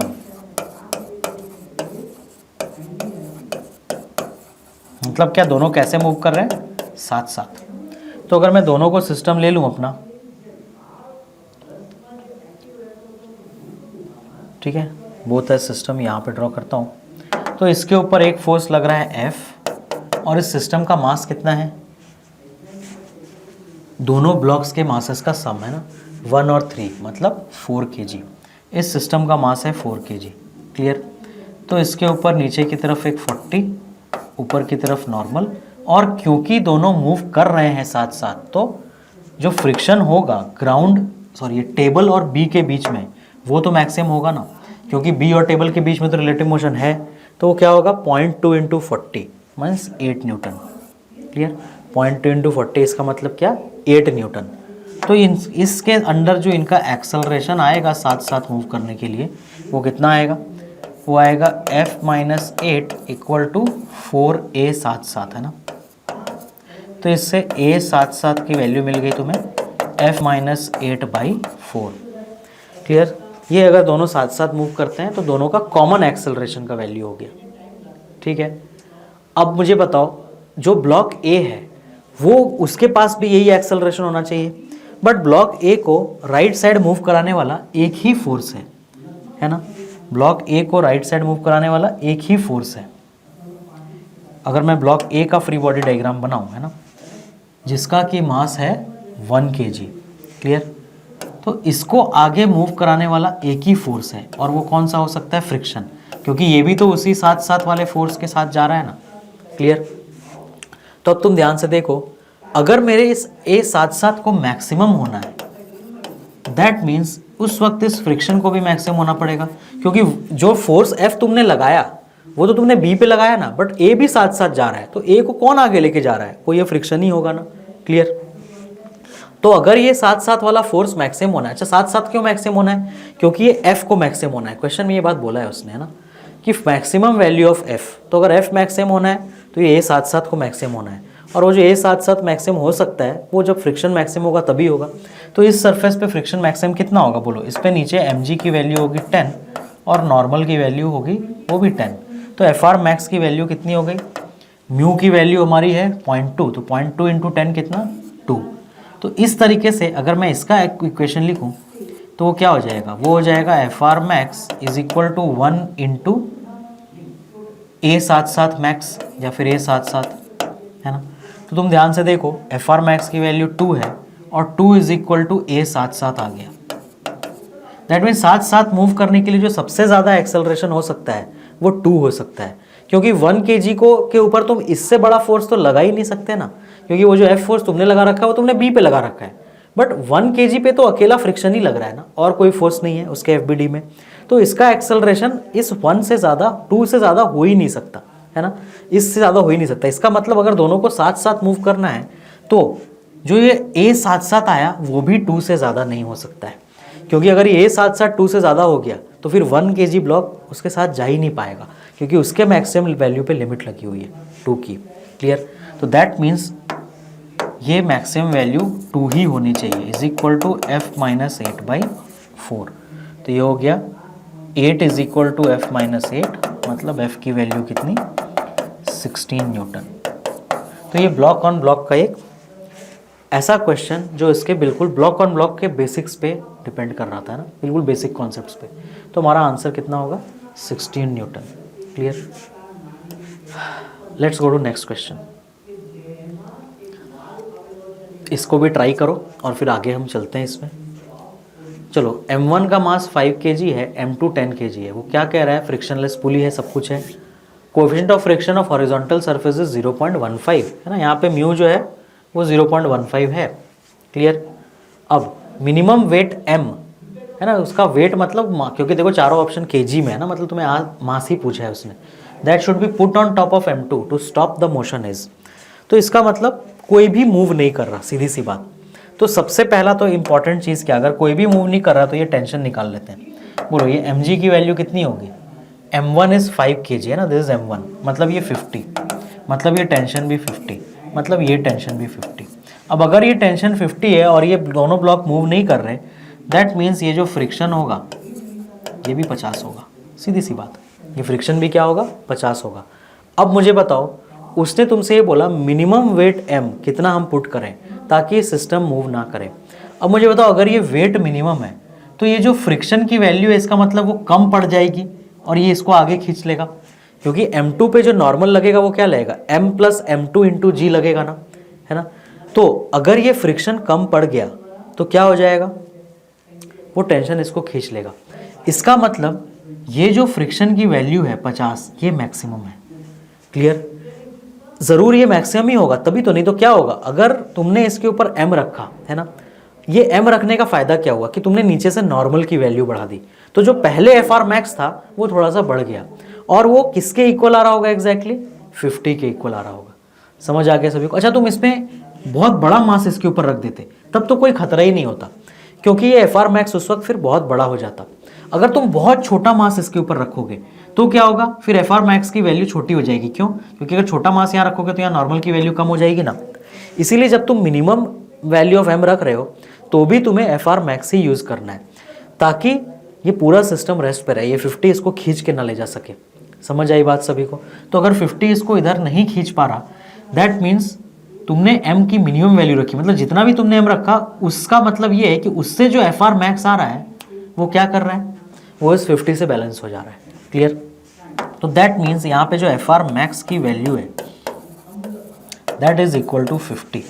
तो आओ हम यहाँ से डेटा निकाल लेते हैं। बताओ एफ आर मैक्स कितना हो जाएगा, m2 और टेबल के बीच में म्यू इंटू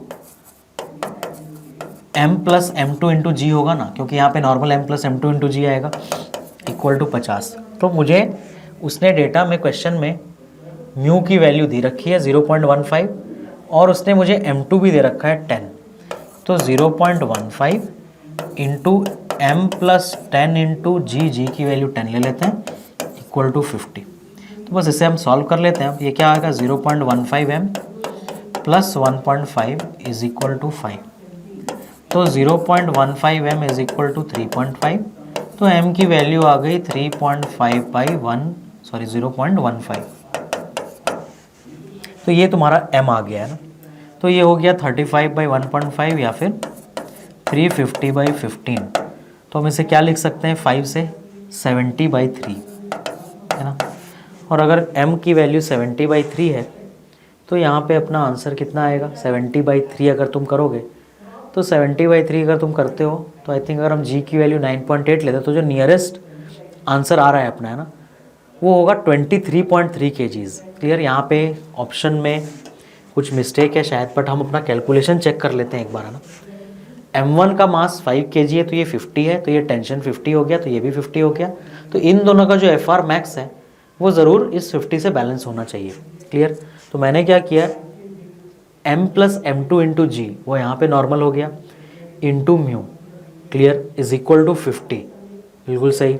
अब m2 की वैल्यू उसने 10 दे रखी है, तो 0.15 इंटू एम प्लस m2, तो वो हमने लिख लिया इंटू 10। अभी आगे का कैलकुलेशन बस है ना। 0.15 इंटू 10 कितना हो जाएगा, 1.5 हो जाएगा, और 50 बाई 10 कितना हो जाएगा, 5। 5 माइनस 1.5 3.5, और ये 15, तो 350 बाई 15, बिल्कुल सही है ना। तो अगर मैं इसको 5 से डिवाइड करूँगा तो ये 70 हो जाएगा और ये 3। That means my answer is 23.3 kgs है ना। यहाँ पे कुछ मिस्टेक है ऑप्शंस में, ये 23.3 kg होना चाहिए। This is your answer. Clear सभी को, वो चेंज कर लेना। कैलकुलेशन सभी को क्लियर है। ये भी एक बिल्कुल बेसिक सा क्वेश्चन है, और इस टाइप का क्वेश्चन फ्रिक्शन से जेई में आता है। क्वेश्चन ईजी है लेकिन इंपॉर्टेंट फॉर्मेट है ये। क्लियर सभी को। नेक्स्ट क्वेश्चन आ जाओ। Given in the figure are 2 blocks. बहुत अच्छा क्वेश्चन। 2 ब्लॉक को एक साथ दबा रखा तुमने, ब्लू और रेड है ना, A and B, of weight 20 newton and 100 newton. इसका वेट 20 न्यूटन है ना, मास नहीं है याद रखना, और इसका 100 न्यूटन है। मतलब अगर मैं इन दोनों के एफबीडी में बनाऊं ये चीज़, तो इस पे नीचे 20 एक्ट कर रहा है और इस पे नीचे 100 एक्ट कर रहा है। These are being pressed against a wall by a force as shown. तुमने इधर से फोर्स लगाया। If the coefficient of friction between blocks is 0.1, मतलब यहाँ पे जो म्यू है इन दोनों के बीच में 0.1 है, और वॉल और ब्लॉक बी के बीच में 0.15 है। मतलब यहाँ पे म्यू जो है वो 0.15, और इन दोनों के बीच में म्यू जो है वो 0.1 है। Clear. Frictional force applied by the wall on block B. ये दीवार इस ब्लॉक पे है ना, ये रेड वाला ब्लॉक को ब्लॉक बी बोला उसने, जिसका वेट 100 है। क्लियर। इस पे वो कितना फोर्स लगा रहा है दीवार। क्लियर। आओ इस क्वेश्चन को करते हैं। लेट अस से हमारे पास पहला अपना ब्लॉक ए जिसका वेट 20 है ना, this is A and this is B. ठीक है। अब मेरे को ये बताओ, इस 20 पे ये फोर्सेस है एफ, इसके ऊपर एक नॉर्मल लगा रहा होगा कौन, वो 100 वाला। क्लियर। तो n is equal to F हो गया। अब अगर ये प्रेस किया हुआ रेस्ट पे है, इसका मतलब इस सरफेस पे जो फ्रिक्शन की वैल्यू है वो कितनी है, वो जरूर 20 है। क्या ये एफ आर मैक्स से छोटा है या बड़ा है नहीं पता, लेकिन वो रुका हुआ है, उसने क्वेश्चन बता दिया है ना। अगर ये ब्लॉक प्रेस्ड है ना, जैसे देखो क्वेश्चन में एक वर्ड लिखा है यहाँ पे, क्या, 2 blocks A and B of weight इतना respectively, these are being pressed against a wall by force F as shown, है ना। इसको प्रेस करके रखा हुआ है, इसका मतलब ये गिर नहीं रहा। दैट मीन्स ये F इतना ज़रूर होगा ताकि ये जो 20 हो वो FR मैक्स से कम हो। क्लियर। मतलब वहाँ पे जितना भी FR मैक्स आए, हम यहाँ पे FR मैक्स की वैल्यू कैलकुलेट क्यों नहीं कर पा रहे, क्योंकि नॉर्मल की वैल्यू मुझे नहीं पता है। ये नॉर्मल इस F के इक्वल होगा, बस मुझे इतना ही पता है, बट मैं इस नॉर्मल की वैल्यू नहीं पता कर पा रहा हूँ। क्लियर सभी को ये चीज़। तो जो फ्रिक्शन फोर्स लेकिन यहाँ पे लग रहा है वो कितना होगा जरूर, अगर वो रुका हुआ है तो वो 20 होगा। मुझे म्यू की ज़रूरत भी नहीं, मुझे पता है अगर स्टैटिक है ब्लॉक है तो ये 20 है, तो ये भी कितना होगा 20। अब ब्लॉक बी का एफबीडी है ना, ब्लॉक बी का एफबीडी, ठीक है। अब ध्यान से देखो, ब्लॉक बी पे एक फोर्स लग रहा है नीचे की तरफ 100। अब ये वाला फ्रिक्शन ए पे किसने लगाया, बी नहीं लगाया ना। अब बी ने अगर इस पे ऊपर लगाया तो इसके इस सरफेस पे ए भी इस पे नीचे की तरफ 20 लगाएगा ना। क्लियर। और ये फोर्स एफ किसके एफबीडी में था, 20 के में, 100 में वो एफ नहीं लग रहा, लेकिन ये जो नॉर्मल 20 पे लगा वो किसने लगाया, वो बी ने लगाया। तो ए भी बी पे वही सेम नॉर्मल लगाएगा, कितना, एन। क्लियर सभी को ये? अब ये 20 और 100 फोर्स इसके ऊपर लग रहे हैं, और कोई फोर्स है इस पे? हाँ, एक फोर्स वॉल भी लगा रहा होगा एन डैश, और अगर ये नीचे नहीं गिर रहा तो जो वॉल इसके ऊपर फ्रिक्शन लगा रहा होगा वो लगा रहा होगा ऊपर की दिशा में, और अगर ये नीचे नहीं गिर रहा तो मुझे किसी वैल्यू की ज़रूरत नहीं है, मुझे पता है उस फ्रिक्शन की वैल्यू कितनी होगी, 120। खत्म क्वेश्चन। बहुत ही शानदार, अच्छा रैंक डिसाइडिंग क्वेश्चन। तुम यहाँ म्यू इंटू एन करते रह जाओगे, कुछ नहीं मिलने वाला तुम्हें। सिस्टम रेस्ट पर है, स्टैटिक फ्रिक्शन के बेसिक कॉन्सेप्ट्स लगाओ, तुम्हारा आंसर आएगा। Clear? Next question.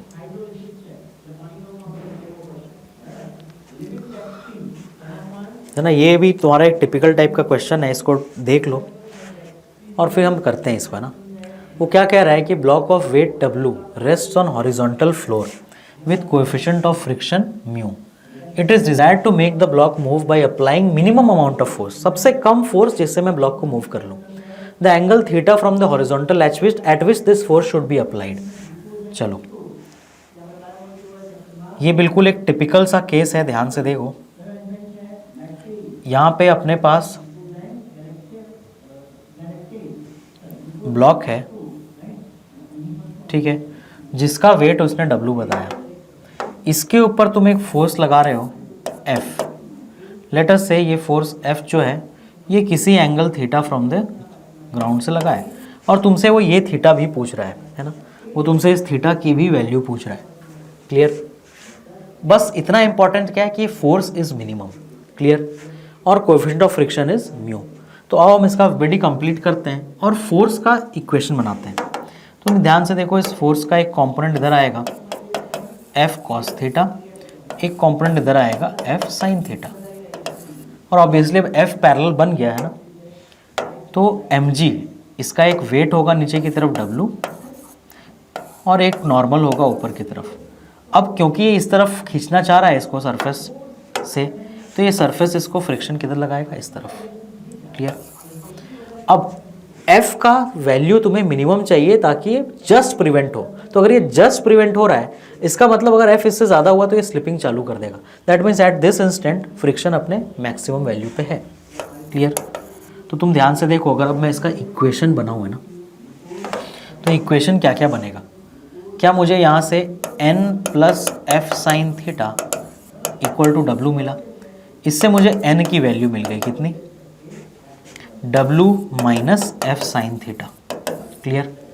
Next, F cos theta just FR max के इक्वल हो रहा होगा, है ना। F cos theta just FR max के इक्वल हो रहा होगा। That means F cos theta must be equal to, क्या इसने एंगल हमसे हॉरिजॉन्टल से पूछा है? Yes, theta from the horizontal, तो हमने सही किया है ना। मैं जस्ट चेक करा था कहीं उसने वर्टिकल से तो नहीं पूछा।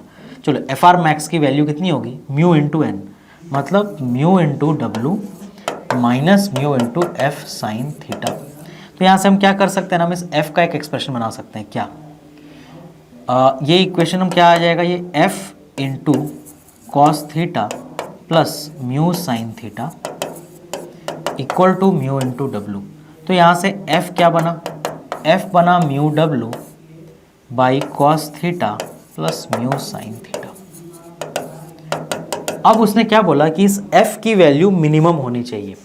अगर ये f मिनिमम होना चाहिए तो क्या इसका डिनोमिनेटर जो वेरी कर रहा है, इसमें मुझे थीटा पता है ना, W तो उसका मास है, म्यू कोएफिशिएंट ऑफ फ्रिक्शन है, इसमें हम कुछ चेंज नहीं कर सकते। जो चीज़ वेरिएबल है वो सिर्फ डिनोमिनेटर में है। तो अब यहाँ पे हम थोड़ा बुद्धिमानी करेंगे मैक्सिमम मिनिमम में, कि अगर f को मिनिमम होना है तो ये डिनोमिनेटर मैक्सिमम होना चाहिए। याद रखना, ऐसा तुम तभी कर सकते हो अगर तुम्हारा न्यूमरेटर जो है वो कॉन्स्टेंट हो। क्लियर? तो यहाँ पे न्यूमरेटर कांस्टेंट है ना, म्यू और W दोनों कांस्टेंट्स है, एक वेट है उसका और दूसरा म्यू है। थीटा यहाँ चेंज कर रहा है, क्यों? क्योंकि थीटा की मिनिमम वैल्यू फाइंड करनी है तुम्हें। That means f as a function of theta है और थीटा इज वेरिएबल। तो मुझे बताओ, मुझे क्या करना है? मुझे cos theta plus mu sine theta को मैक्सिमाइज करना है। That means differentiation of cos theta plus mu sine theta with respect to theta must be equal to 0। Clear? तो मैं करूँगा डिफरेंशिएशन, तो minus sine theta plus mu cos theta is equal to 0। तो यहाँ से मुझे म्यू की एक वैल्यू मिल गई sine theta by cos theta tan theta. इससे मुझे f की वैल्यू मिल जाएगी। बताओ कैसे? एंगल तो मिल गया टैन इनवर्स म्यू, तो देखो यहाँ पे ऊपर ऑप्शन है ना, यहाँ से थीटा मिल गया ना तुम्हें, tan इनवर्स म्यू। तो थीटा अगर tan इनवर्स म्यू मिल गया मुझे, तो tan इनवर्स म्यू एक ही ऑप्शन में है, तो यही अपना आंसर होगा। तो तुम डायरेक्ट यहाँ आंसर मार्क कर सकते हो, बट कोई बात नहीं, हम वैल्यू कैलकुलेट कर लेते हैं f की। f कैसे कैलकुलेट करें, ये f है, तो इसके लिए मुझे cos थीटा sin थीटा चाहिए। तो तुम मुझे बताओ, अगर tan थीटा म्यू है मतलब परपेंडिकुलर बेस, तो हाइपोटेन्यूज क्या होगा, म्यू स्क्वायर प्लस 1 का अंडर रूट। तो यहाँ से मैं इनकी वैल्यू डाल सकता हूँ यहाँ पे ना। तो तुम ध्यान से देखो, अब mu into W divided by cos theta कितना है, बेस बाई हाइपोटेन्यूज, मतलब 1 by under root mu square plus 1 plus mu into sine theta.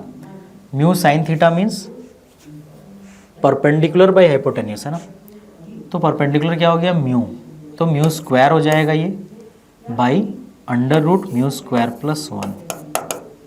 Clear सभी को ये। तो जब तुम इस कैलकुलेशन को कंप्लीट करोगे ना, ये कैलकुलेशन अपना कितना आ जाएगा, ये आ जाएगा mu into under root mu square plus 1 है ना, into W divided by denominator में ये म्यू स्क्वायर प्लस 1। क्लियर। तो अगर हम यहाँ पे डिवाइड कर दें इसे, तो ये एक टाइम्स चला जाएगा इससे, तो ये वैल्यू क्या आ जाएगी, mu by under root mu square plus 1 into W. Clear. ये तुम्हारे मिनिमम फोर्स का वैल्यू है ना, ये तुम्हारे मिनिमम फोर्स का वैल्यू है जो हमें चाहिए। Clear. Mu W by under root 1 plus mu square, तो इसलिए हमारा ये आंसर है। ऐसे हम आंसर वहीं से पता कर लेते, जैसे हमें थीटा पता चल गया तो एक ही ऑप्शन था जो मैच कर रहा था, बट हमने एफ का भी कैलकुलेशन कर लिया यहाँ पे ना। तो ये हमने कंप्लीट कर लिया इस क्वेश्चन को भी। नेक्स्ट, ये तुम्हारा एयर फ्रिक्शन के ऊपर क्वेश्चन है, एयर रेजिस्टेंस, जो मोस्टली तुम्हें बुक्स में काइनेमेटिक्स का चैप्टर मिलेगा, बट हमें इस एक टिपिकल टाइप का क्वेश्चन है तो इसको हम बनाएंगे ना, और ऐसे एक नहीं दो क्वेश्चन हम बनाएंगे। क्लियर। तो तुम ध्यान से देखो, एयर रेजिस्टेंस या एयर फ्रिक्शन का क्वेश्चन है ये। A small ball of mass m is thrown upward with velocity u from the ground.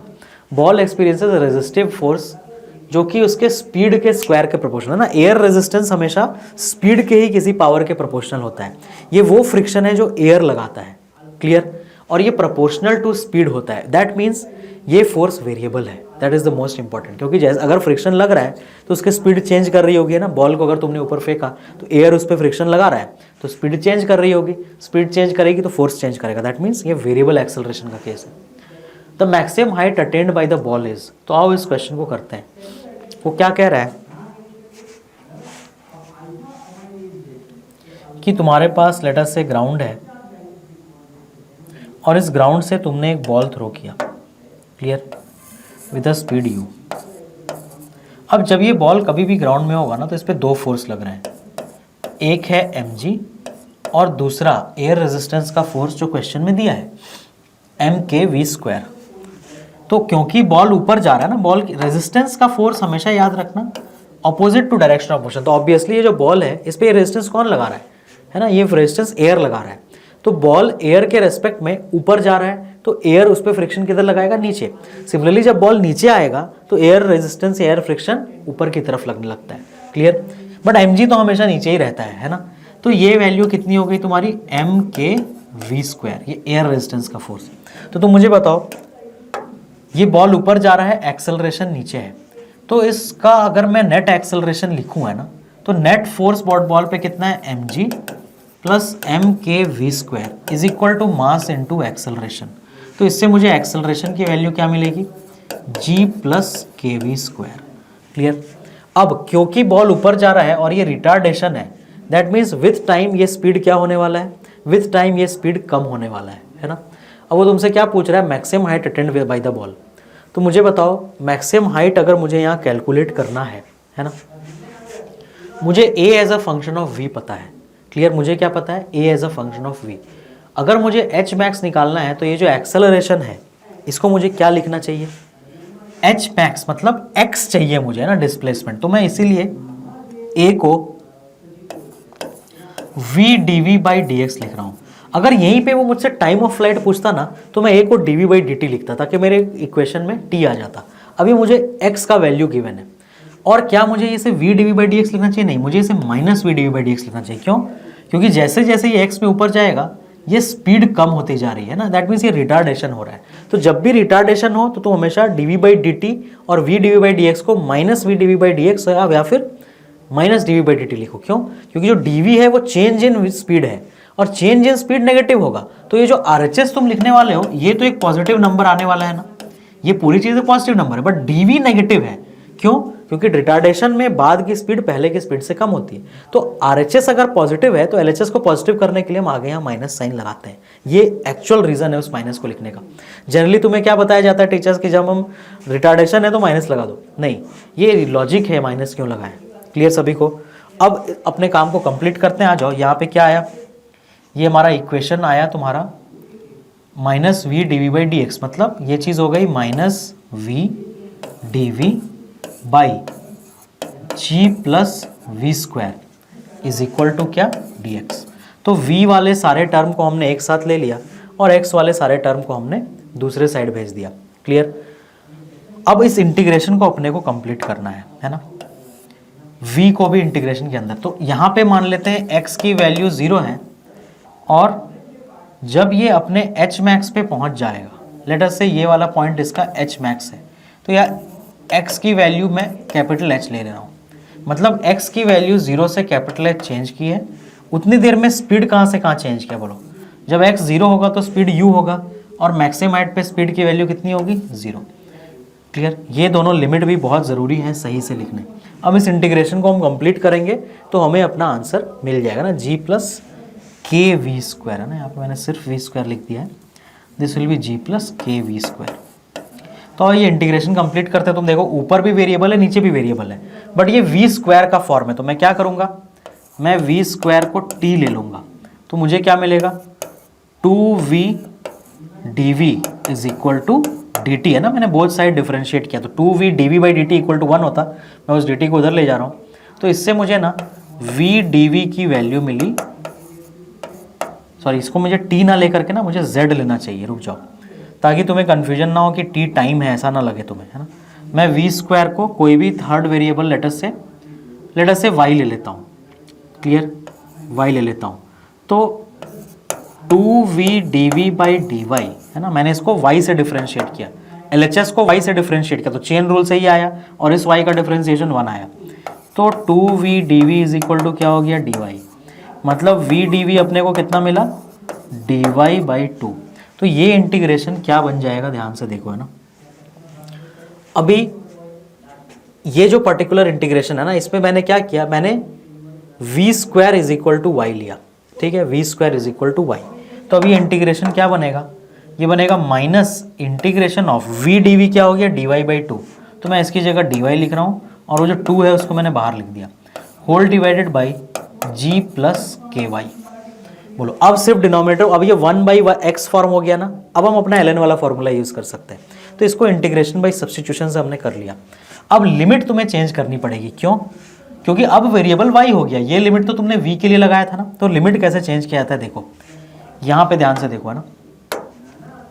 u जब v की वैल्यू u है ना, जब v की वैल्यू u है तो इक्वेशन क्या हो जाएगा? u square equal to y, है ना। जब v u है तो y u स्क्वायर हो जाएगा, तो तुम यहाँ पे u स्क्वायर लिखोगे। सिमिलरली जब v 0 है, अगर v यहाँ 0 डाल दोगे तो y की वैल्यू क्या हो जाएगी? 0, तो u स्क्वायर टू 0। क्लियर? बस इतना ही फर्क पड़ेगा, RHS में तुमने कुछ भी चेंज नहीं किया। तो ये चीज़ तो तुम्हारा 0 से dx इंटीग्रेशन x करोगे, लिमिट डालोगे, h आ जाएगा। तो अब अपने को सिर्फ ये इंटीग्रेशन कंप्लीट करना है ना। आओ कर लेते हैं इसे कंप्लीट। तो ये हो जाएगा माइनस हाफ ln, है ना, g प्लस के वाई, और जो कोएफिशिएंट है y का वो डिवाइड होके आएगा बाहर। क्लियर? और इसमें तुम लिमिट कहाँ से कहाँ लगाओगे? u स्क्वायर से 0, या फिर स्टिल बेटर मैं क्या करूँगा, मैं इस माइनस को हटा दूंगा और लिमिट लगाऊंगा 0 से u स्क्वायर, है ना, 0 से u स्क्वायर। तो अब ये अपना आंसर इजीली आ जाएगा, देखो, है ना। क्या आएगा आंसर? 1/2 के, जब मैं अपर लिमिट u स्क्वायर डालूंगा, है ना, तो ये वैल्यू क्या होगी? ln g plus k u square, और लोअर लिमिट जब 0 डालूंगा तो ये होगा सिर्फ g।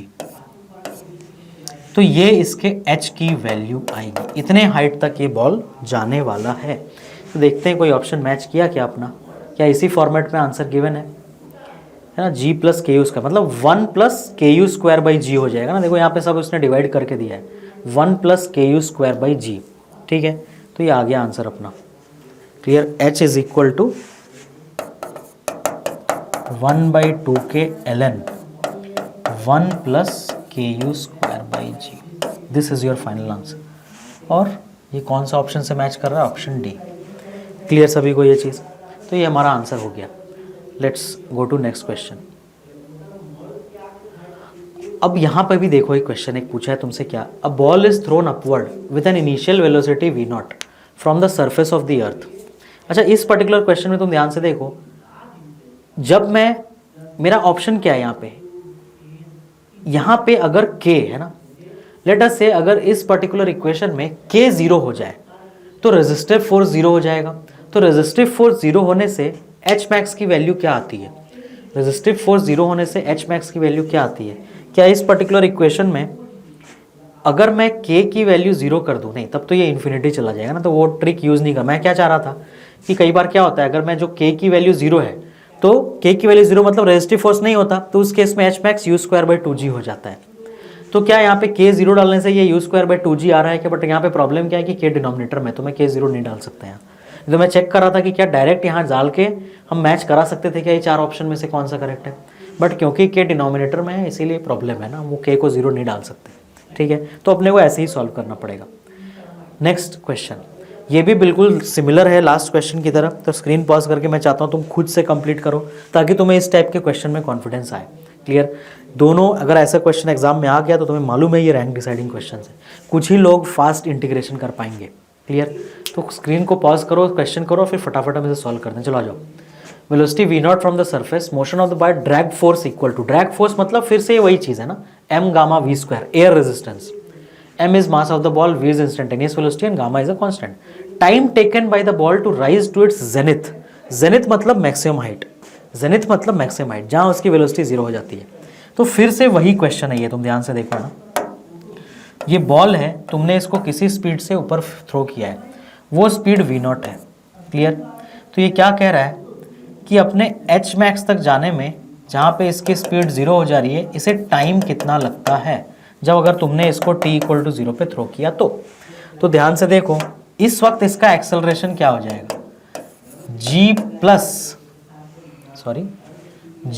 है ना, जैसा हमने लास्ट टाइम किया था उसी से, गामा v स्क्वायर हो जाएगा ना, है ना, क्योंकि अब कौन सा फोर्स है, mg plus m gamma v square नीचे एक्ट करेगा, है ना, सेम टू सेम जैसा हमने लास्ट क्वेश्चन में किया था। तो अब एक्सेलरेशन इतना हो जाएगा।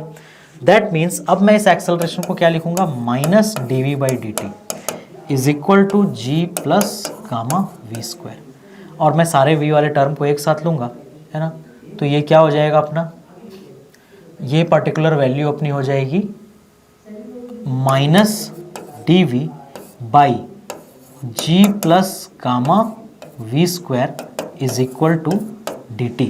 क्लियर, ये हमारा वैल्यू हो गया। और अब मैं लगाऊंगा इंटीग्रेशन का साइन। जब t 0 है तो v की वैल्यू v नॉट है, और जब t हो गया है तो v की वैल्यू क्या हो गई है, 0। तो ये अपना इंटीग्रेशन आ गया। जैसे ही मैं इंटीग्रेशन कंप्लीट करूंगा हमें अपना आंसर मिल जाएगा।